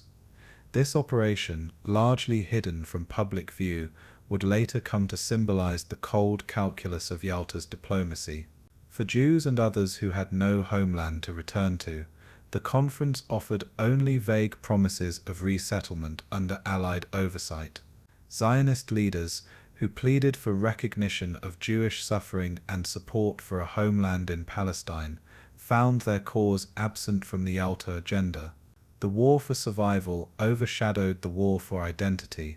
As the leaders debated borders and spheres of influence, the stateless and the homeless faded into the background. Their voices were faint against the roar of geopolitics, and so the displaced remained adrift, their fate postponed to future conferences and uncertain policies. The Holocaust itself hovered over Yalta like an unspoken spectre. By early 1945, its horror was undeniable, yet the conference did not treat it as a central issue. The extermination of 6 million Jews was not the subject of extended discussion, nor did it yield specific plans for restitution or remembrance. Instead, the Holocaust was subsumed into the broader narrative of Nazi atrocities, folded into the category of war crimes. For Roosevelt and Churchill, addressing it directly risked complicating relations with Stalin, who viewed Jewish suffering with indifference. For Stalin, to single out Jews contradicted his narrative of Soviet suffering as the universal tragedy. Thus, Yalta's leaders, even as they planned for the future, failed to fully confront the enormity of what had been revealed. The silence spoke volumes. It was a silence of politics, expediency, and limited vision. It was also a silence that survivors would never forget. The Holocaust demanded recognition, but at Yalta it received only shadows. Still, Yalta's decisions planted the seeds of both hope and disappointment. On one hand, the establishment of war crimes trials represented progress toward accountability, a signal that the world could no longer ignore crimes against humanity. On the other, the repatriation agreements and the neglect of specific Jewish concerns revealed the limits of Allied compassion. Refugees continued to languish in camps long after the guns fell silent, their lives suspended between nations unwilling to accept them. For Jews, this meant enduring additional years of displacement before many found refuge in Israel or the United States. For others, it meant being returned to Soviet control, where their suffering simply continued under a different banner. Yalta promised peace, but it delivered compromise. It spoke of justice, but practiced expedience. It raised hopes, only to temper them with political necessity. In the grand halls of diplomacy, the human faces of suffering were reduced to statistics, and those statistics were quietly traded for strategic advantage. In the end, Yalta's handling of refugees, justice, and the Holocaust reveals the contradictions of Allied victory. The leaders who promised freedom were forced into choices that denied it to many. The statesmen who championed democracy overlooked the voices of those who had suffered most. The conference spoke of new beginnings, but for survivors of genocide and displacement, it offered only partial answers. The early framework for justice was groundbreaking, yet its selective application left wounds that never fully healed. The refugee crisis was acknowledged, but addressed in ways that perpetuated suffering, and the Holocaust, one of history's greatest crimes, remained on the margins of discussion, acknowledged but never centered. Yalta demonstrated that even in moments of triumph, morality could be eclipsed by necessity.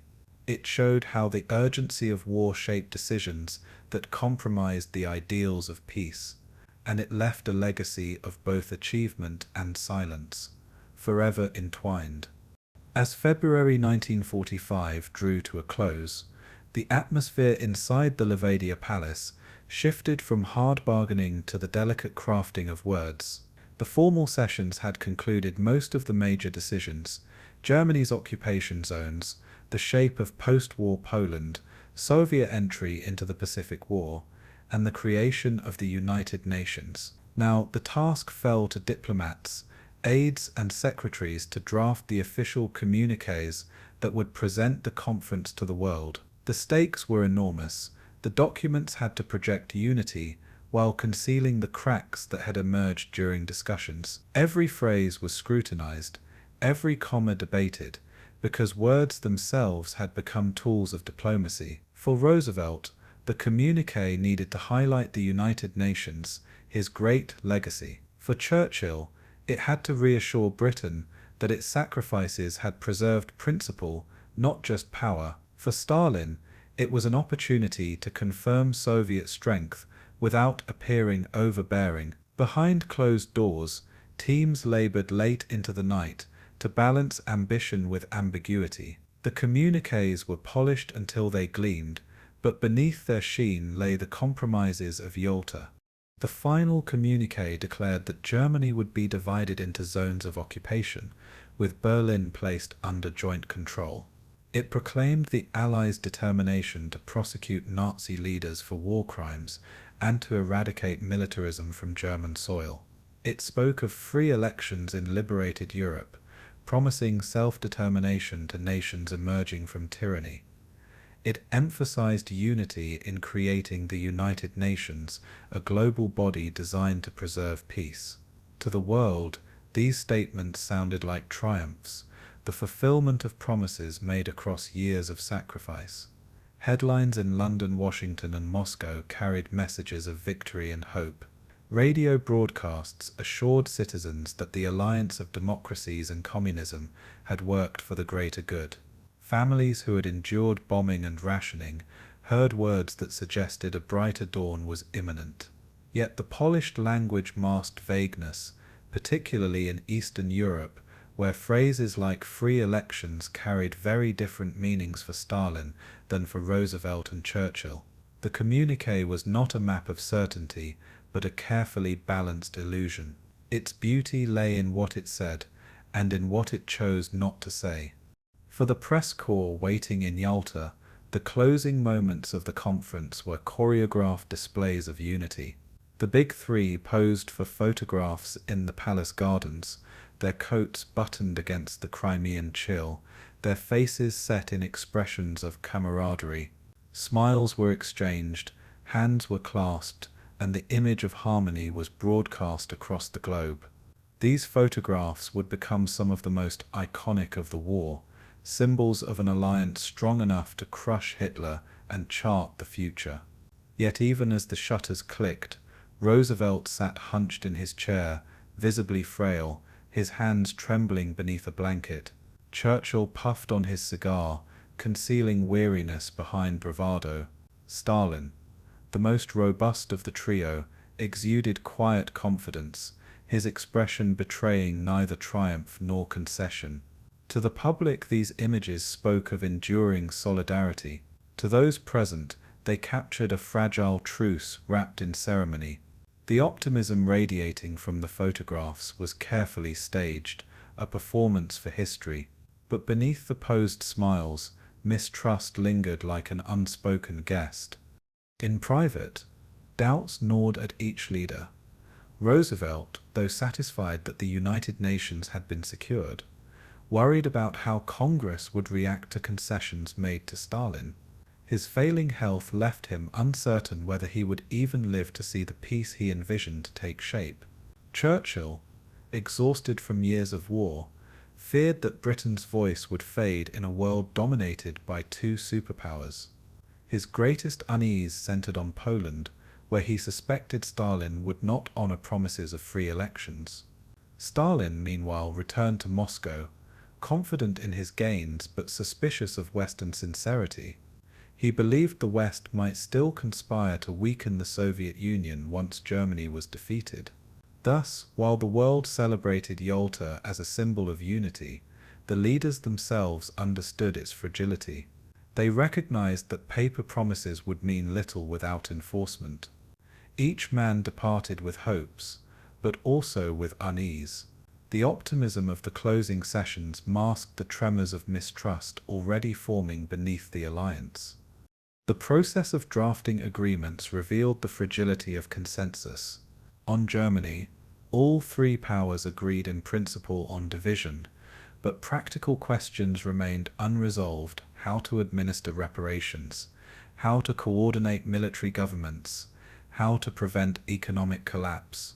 On Poland, the communiqué deliberately employed ambiguous wording, papering over deep disagreements. On the United Nations, the issue of the Security Council veto was presented as settled, though Roosevelt privately feared the American public might bristle at Soviet power. The refugee question was brushed into vague commitments of humanitarian aid. War crimes trials were trumpeted as a moral victory, but without clear frameworks, the path ahead remained uncertain. Every issue seemed simultaneously settled and unsettled. The communiques captured agreements but not solutions. They gave the appearance of clarity but concealed the unresolved complexity of a collapsing world order. Yalta's final documents were as much about managing appearances as about shaping reality. They were, in essence, promises deferred. The leaders themselves were conscious of the performance they were giving. Churchill, with his flair for oratory, crafted lines that would resonate with the British public. He presented Yalta as a triumph of principle, claiming that Britain had safeguarded freedom even in compromise. Roosevelt, weary but determined, emphasized the birth of the United Nations, describing it as the dawn of a new era in global governance. Stalin, in contrast, remained silent in public, allowing his press to portray Yalta as proof of Soviet strength and legitimacy. Each man spoke to his audience at home, rather than to the world as a whole. Their words reflected not the agreements reached, but the needs of their domestic politics. In this sense, the closing sessions were theatre. The stage was Yalta, the actors were the big three, and the audience was humanity itself. The script was one of unity, but the subtext was caution. The curtain fell on Yalta with applause, but the drama was far from over. For many who witnessed the end of the conference, the optimism felt fragile, like sunlight breaking through storm clouds. Diplomats and aides, exhausted from days of negotiation, celebrated modest victories while privately worrying about the compromises left unresolved. Military leaders left with their minds already on the next campaigns in Europe and the Pacific, recognizing that battles would determine what diplomacy could not. Reporters filed glowing stories about Allied cooperation, though whispers of discontent seeped into corridors. In Washington and London, politicians prepared to scrutinize the agreements, searching for weakness or betrayal. In Moscow, the Soviet press published triumphant headlines, though ordinary citizens knew little of the promises made about Eastern Europe. The optimism of Yalta was real but precarious. It was the optimism of leaders who hoped words could substitute for trust. It was the optimism of publics eager to believe the nightmare of war was ending, and it was the optimism of a world standing on the threshold of peace and tension alike. When the conference finally adjourned, the big three departed Yalta with the weight of history upon their shoulders. They left behind the gilded halls of the Crimean palaces, but the words they had spoken and the promises they had signed would echo far beyond. To the public, Yalta seemed the high point of Allied unity, a moment when the victors charted a course for peace. To historians, it would become a symbol of both hope and betrayal, its optimism overshadowed by the Cold War that followed. Roosevelt returned to America frail, carrying his dream of the United Nations, but knowing his time was short. Churchill sailed home troubled, aware that Britain's influence was waning. Stalin returned triumphant, ready to mold Eastern Europe in his image regardless of promises made. The final communiques proclaimed unity, but their true legacy was ambiguity. Yalta closed with optimism, but beneath that optimism lay tensions that would soon erupt. The curtain fell on the conference, but the next act of history was already beginning. As Franklin Delano Roosevelt sailed back across the Atlantic after Yalta, he carried with him the weight of a war not yet won, and a peace not yet born. His mind clung to the vision that had sustained him through years of crisis, the creation of a permanent international body that could prevent the recurrence of global catastrophe. The United Nations was not merely a diplomatic proposal for him, it was a moral crusade. He believed passionately that the isolationism of the 1920s and 1930s had enabled Hitler's rise, and that only collective security could stop future tyrants. At Yalta, Roosevelt pressed the idea at every opportunity, determined to overcome Soviet skepticism and British caution. The Security Council, with its controversial veto power, was the mechanism he believed could hold great powers within the system. For Roosevelt, this was the gamble to grant concessions in Europe in exchange for Soviet participation in the New World Order. He was prepared to trust Stalin's cooperation, despite mounting evidence of duplicity. To Roosevelt, the UN was worth the risk. It was his final legacy, the hope of preventing his son's generation from facing another world war. But Roosevelt's determination masked a brutal reality. His body was failing him. Years of stress, illness, and overwork had taken their toll.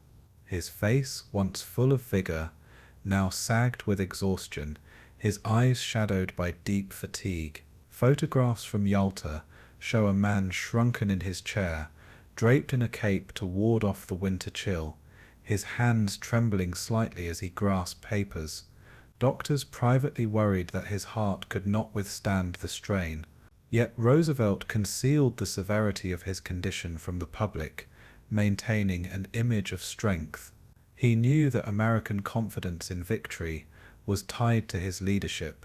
Even at Yalta, his aides often had to manage his schedule carefully, limiting sessions to conserve his energy. There were moments when he seemed to drift, leaving much of the heavy lifting to Harry Hopkins and other advisors. And yet, when it came to the United Nations, his voice was clear and forceful.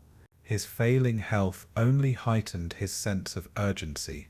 Roosevelt understood he was racing against time, not just Hitler's but his own. At Yalta, Roosevelt's gamble was not limited to the United Nations. He also wagered that the Soviet Union could be bound by promises and incentives, rather than confrontation. To secure Stalin's agreement to join the UN, he conceded on issues like Poland's government and the shape of Eastern Europe. He calculated that the presence of the Soviet Union inside the new organization was more important than securing airtight democratic guarantees in Poland. This calculation was controversial even within his own delegation. Critics feared he was sacrificing principle for pragmatism, but Roosevelt saw no alternative. Without Soviet participation, the United Nations would collapse before it began. He accepted vague commitments of free elections, choosing hope over confrontation. For him, the long game mattered more than immediate clarity. It was a gamble based on faith that Stalin could be persuaded to act within a framework of cooperation. Roosevelt's faith in human reason, even in the face of dictatorship, guided his decisions. Whether it was idealism or naivete remains a subject of history's debate. Domestically, Roosevelt faced political challenges as formidable as those across the table from Stalin. In the United States, Congress remained deeply suspicious of international entanglements, haunted by memories of the League of Nations failure. Roosevelt had to craft agreements that would win Soviet cooperation abroad, while remaining palatable to skeptics at home. He emphasized the Security Council veto as a safeguard against the UN interfering in American affairs. He framed the organization not as a surrender of sovereignty, but as a practical tool for peace. Roosevelt was a master political communicator, but even he knew the path would be difficult. His health gave him little time to build consensus. At Yalta, he confided to aides that the UN must be launched quickly before his political capital or his physical strength evaporated. Every concession he made to Stalin was weighed against this calculation. Could it help secure American ratification of the UN Charter? For Roosevelt, diplomacy at Yalta was inseparable from politics in Washington. His gamble was as much about the Senate as it was about Stalin. For Churchill, Roosevelt's gamble sometimes seemed reckless. The British Prime Minister feared that Stalin's promises of free elections were little more than cynical ploys. He pressed Roosevelt to take a harder line, particularly on Poland. But Roosevelt, worn by illness and driven by vision, often brushed aside Churchill's concerns. He told aides that the Soviet Union had already sacrificed millions in blood and that demanding too much risked fracturing the alliance. To Roosevelt, the Cold War could be averted if trust was extended. To Churchill, trust without enforcement was folly. The tension between them revealed different priorities. Churchill sought to safeguard immediate British interests, while Roosevelt aimed to construct a lasting global framework. In these closing months, Roosevelt's idealism often clashed with Churchill's realism, yet Roosevelt remained unmoved, convinced that the greater good outweighed the risks. His gamble was not for Britain, but for the world, and it was a gamble he was determined to see through, regardless of doubt. Stalin, for his part, read Roosevelt with characteristic calculation. He recognized the American president's declining strength and sought to exploit it. He agreed to Roosevelt's vision of the United Nations, knowing it cost him little in practical terms.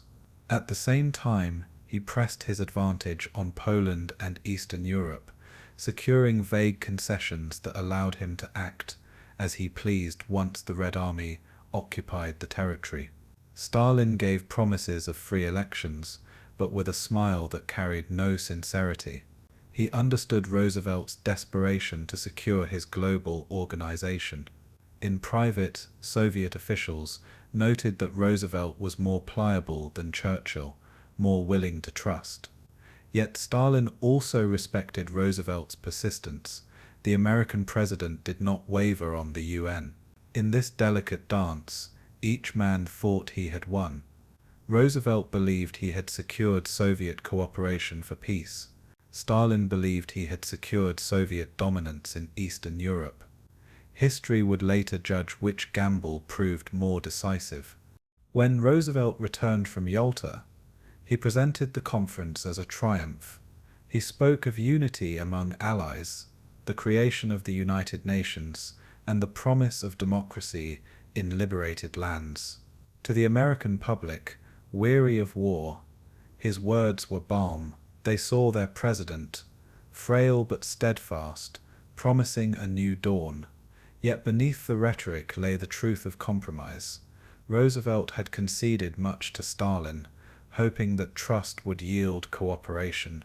He had gambled his reputation, his political capital, and his health on the vision of a peaceful world order. Few in the public knew how ill he was, or how short his time would be. Within 2 months of Yalta, Roosevelt would be dead, struck by a cerebral hemorrhage at Warm Springs. Yalta was his last great act on the world stage. His gamble would outlive him, shaping both the triumphs of peace and the tensions of the Cold War. In retrospect, Roosevelt's final gamble stands as both visionary and tragic. The United Nations, born of his determination, became a lasting institution, flawed yet indispensable. His faith in cooperation between great powers proved partially justified, but his trust in Stalin was swiftly betrayed. The concessions made at Yalta cast long shadows over Eastern Europe, where promises of freedom were broken. Yet without Roosevelt's persistence, the post-war world might have descended immediately into confrontation. His gamble delayed conflict, even as it sowed the seeds of mistrust. It reflected his character, an optimist who believed in reason, an idealist who hoped to tame power with principle. His declining health lent urgency to his choices, making Yalta both a culmination and a farewell. For Roosevelt, the conference was not only about ending a war, but about shaping a peace. It was his legacy, his final vision written into history, and in that vision lay both hope for humanity and the tragedy of compromise. When news of the Yalta Conference first reached the world, the headlines rang with optimism. Newspapers splashed photographs of Roosevelt, Churchill, and Stalin seated together, smiling, a triumphant image of unity after years of bloodshed. Radio broadcasts hailed the agreements as milestones of cooperation, the promise of lasting peace finally taking shape. In the United States, Roosevelt's speeches emphasized the creation of the United Nations, presenting it as the greatest guarantee against future wars. In Britain, Churchill celebrated the alliance's determination to crush Hitler and shape a better Europe. Even in Moscow, where censorship controlled every word, Yalta was portrayed as proof of Soviet respectability and influence. The message everywhere was one of victory, not only on the battlefield, but also at the negotiating table. For civilians exhausted by years of destruction, rationing, and fear, these announcements brought relief. At last, it seemed, the world's leaders were preparing for peace. Yet beneath the jubilation, the seeds of doubt had already been planted. Yalta's public triumph masked private controversy. In the United States, the immediate reaction was largely positive. Roosevelt's return speech to Congress framed Yalta as a fulfillment of American ideals. He described the creation of the United Nations as a beacon of hope, a permanent institution that would succeed where the League of Nations had failed. His words resonated with a war-weary nation eager to believe the sacrifices of their sons would lead to something greater. The press echoed his optimism, with major outlets praising Roosevelt's diplomacy and vision. But critics soon began to emerge, particularly among conservative lawmakers who distrusted Soviet intentions. They questioned whether Roosevelt had conceded too much to Stalin, especially regarding Poland and Eastern Europe. Some accused him of betraying democratic principles in exchange for vague promises of cooperation. While the majority of Americans embraced the hope of peace, the minority raised questions that would grow louder in the months ahead.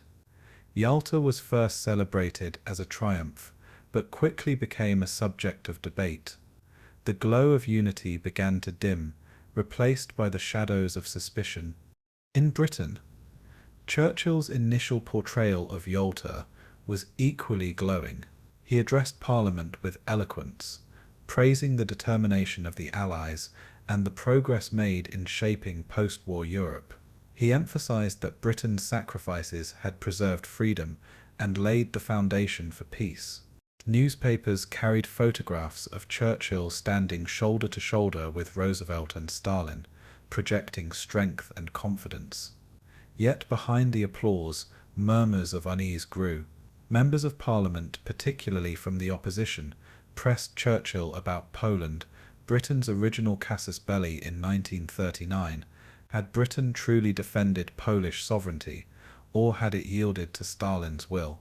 Some MPs accused Churchill of betraying the very principles for which Britain had gone to war.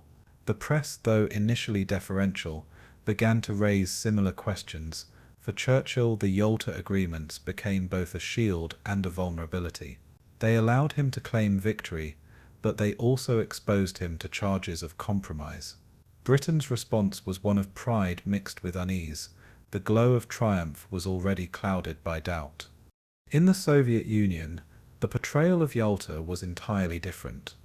Stalin's regime controlled the narrative, presenting the conference as a triumph of Soviet diplomacy and strength. Soviet newspapers hailed Stalin as the architect of victory, the man who had stood firm against the Western leaders and secured guarantees for Soviet security. The agreements on Poland were presented not as compromises, but as victories of justice. The promises of Soviet gains in Asia were celebrated as rightful rewards for the sacrifices of the Red Army. Soviet citizens, weary from unimaginable losses, accepted the story with relief, seeing in it proof that their suffering had not been in vain. There was no space for dissent, no public questioning of Stalin's interpretation. In Moscow, Yalta was not about compromise, it was about dominance. The narrative was simple and effective. The Soviet Union had stood among equals and emerged as the strongest. It was propaganda carefully crafted, but it shaped Soviet memory for decades to come. Across occupied Europe, reactions to Yalta were far more complex.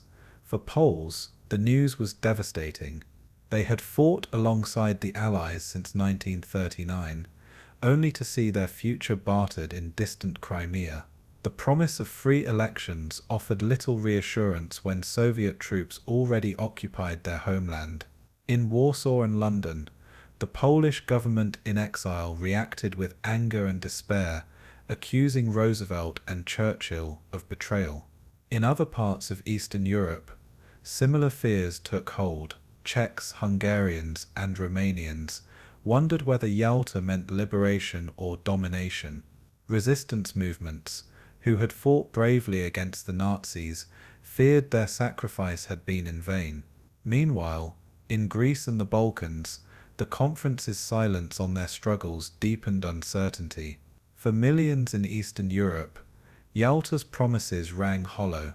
Their future was decided not by words, but by the presence of Soviet armies. The immediate response was not optimism, but grief and fear. Among soldiers on the front lines, the reaction to Yalta was muted but telling. For American and British troops advancing through Germany, the news of Allied unity was welcomed. They saw it as a sign that their sacrifices would soon end in total victory. Many were less concerned with political arrangements than with the hope of going home. Soviet soldiers, too, heard of Yalta through controlled channels, presented as proof of Stalin's wisdom. Yet even among the troops, whispers of unease existed. Rumors spread that the Allies had made deals over territories and futures far removed from the battlefield. For those in Eastern Europe, especially in Poland, partisan fighters and resistance groups reacted with anger, believing themselves abandoned.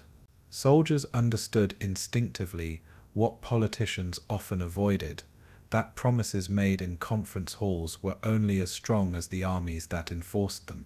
Yalta, for the men in uniform, was a symbol of both hope and betrayal. Their response was pragmatic: win the war first, question the peace later. Intellectuals, journalists, and commentators quickly dissected Yalta in essays and editorials. In the United States, liberal writers praised Roosevelt for building a framework of peace, while conservative voices warned of Soviet treachery. In Britain, similar divides emerged, with Churchill's supporters defending his diplomacy and critics accusing him of appeasement. In France, Charles de Gaulle, excluded from Yalta, expressed outrage at being sidelined from decisions affecting Europe's future. His resentment fueled French skepticism toward both the Anglo-Americans and the Soviets. Across Europe, the conference sparked debates about morality, sovereignty, and power. Was Yalta the foundation of peace, or the betrayal of principle? The immediacy of these questions reflected the deep unease simmering beneath the surface. Even as leaders proclaimed unity, intellectuals sensed the fault lines already forming. The conference, celebrated as triumph, was simultaneously dissected as tragedy.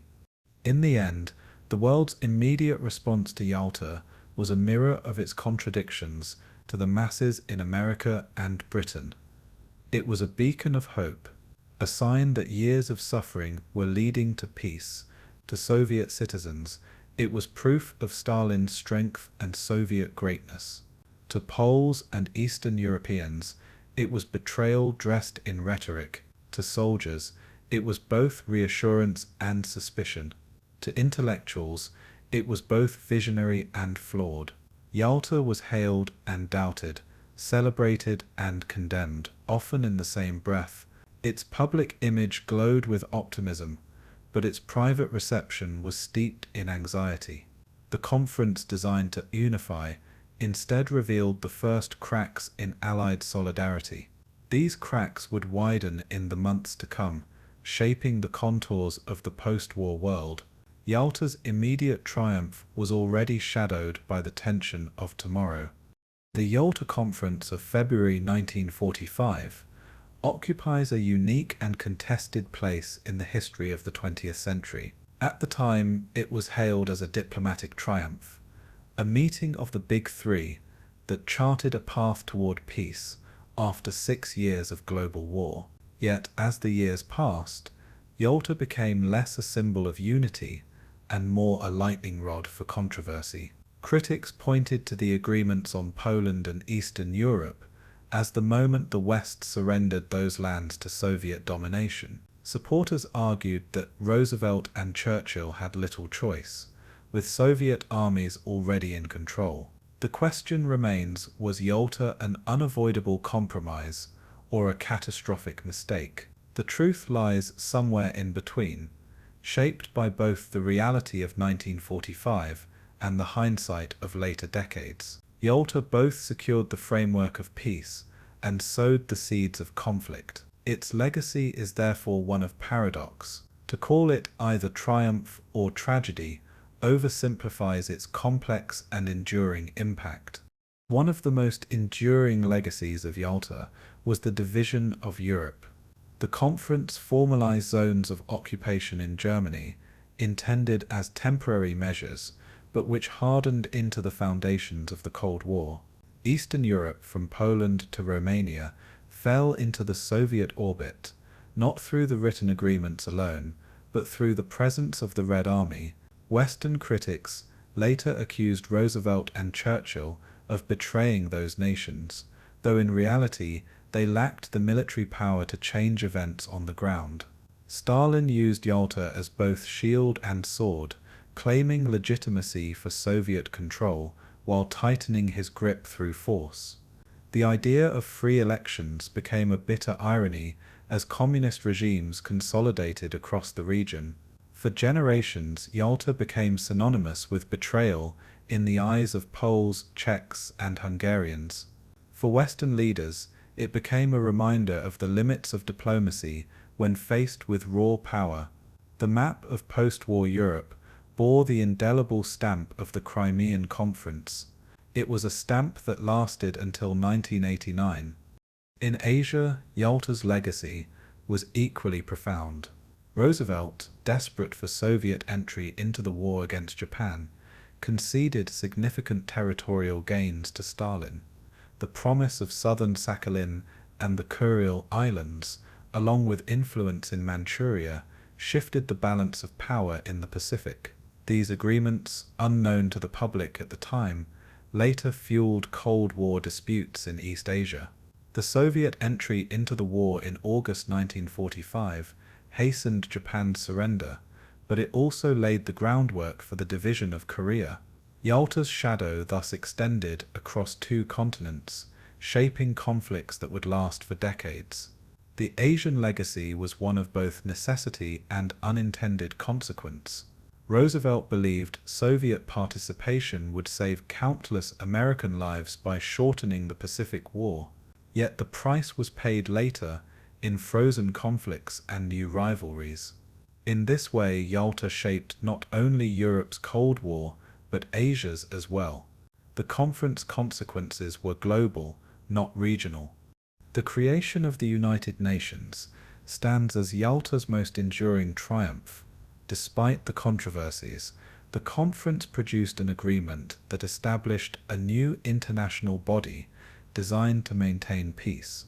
Roosevelt's dream of a post-war order anchored in cooperation found form in the Security Council and the General Assembly. Critics note the flaws, the veto power granted to the great powers, the limited reach of enforcement mechanisms.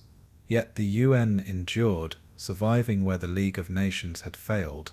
Its role in decolonization, peacekeeping, and humanitarian relief cannot be ignored. For Roosevelt, Yalta's promise of the UN was his final legacy, cemented only weeks before his death. For many, this achievement outweighs the compromises elsewhere. The UN became the institution through which the hopes of 1945 were channeled, however imperfectly. It is one of Yalta's great contradictions, a flawed agreement that nevertheless produced a lasting instrument of peace. Without Yalta, the United Nations might never have been born. Historians have long debated Roosevelt's performance at Yalta. Some argue that his failing health left him vulnerable to Stalin's maneuvering. Others contend that he pursued a pragmatic course, securing what was possible given the military realities. Roosevelt's defenders point out that Stalin's armies already dominated Eastern Europe, making Western objections symbolic at best. His critics insist he should have pressed harder or refused to legitimize Soviet control. Churchill, too, has been scrutinized, praised for his eloquence, but accused of yielding when Britain's military weakness gave him little leverage. Stalin emerges as the most dominant figure, his combination of power and patience ensuring Soviet victories at the table. The debate over Roosevelt's choices has fueled a broader discussion about diplomacy, morality, and necessity in wartime. Was Yalta a betrayal or a masterstroke of realism? The arguments continue, as each generation reassesses the leader's decisions. The legacy of the Big Three remains inseparable from the legacy of Yalta itself. For the people of Eastern Europe, Yalta became a word heavy with bitterness. To Poles, it symbolized the abandonment of their nation by the Western Allies. To Hungarians and Czechs, it marked the beginning of decades of communist rule. To the Baltic states, annexed outright into the Soviet Union, Yalta was a death sentence for independence. For these nations, the conference was remembered not as a diplomatic triumph, but as a betrayal of promises. Their suffering under Soviet domination gave the agreements of 1945 a sinister meaning. Even when Western leaders invoked Yalta as a framework of peace, Eastern Europeans heard it as the language of division. The term Yalta became shorthand for oppression, for deals struck without the consent of those most affected. In memory and in history, its stain lingered across generations. This perception ensured that Yalta's legacy was not only political, but profoundly emotional. For millions, Yalta meant exile, silence, and lost freedom. In the Cold War years, Yalta was revisited endlessly as both symbol and scapegoat. American politicians invoked it as proof of Soviet treachery or Western naivety. Critics of containment policy pointed to Yalta as the moment the United States gave away half of Europe. Defenders of diplomacy argued instead that it demonstrated the inevitability of compromise in a divided world. In academic circles, the Yalta debate became a field of study in itself. Was Roosevelt a visionary realist or a failing idealist? Was Stalin an opportunist or simply acting from Soviet insecurity? Each answer reflected broader ideological battles of the Cold War era. Yalta thus became more than a conference. It became a metaphor for compromise, betrayal, pragmatism, and the complexity of power politics. The debates over Yalta tell us as much about the Cold War itself as about the events of February 1945. Its legacy was not static. It shifted with time, politics, and perspective. Today, the legacy of Yalta remains a paradoxical one. On the one hand, it represents a moment of unprecedented Allied cooperation, the attempt to build a world order out of the ashes of war. On the other, it symbolizes the betrayal of small nations and the birth of the Cold War. Museums, memorials, and textbooks remember Yalta through different lenses, sometimes as triumph, sometimes as tragedy. Its agreements on Germany, the United Nations, and Japan shaped the immediate aftermath of World War II. Its failures in Eastern Europe shaped the next 40 years. The conference thus stands at the crossroads of history, both an ending and a beginning. The end of one world war, the beginning of another kind of conflict. Yalta's story is one of vision and compromise, of hope and disillusionment. To this day, the question remains unresolved. Did Yalta secure peace, or did it sow division? Perhaps the answer lies in the fact that it did both. The legacy of Yalta is its own contradiction, at once triumph and tragedy.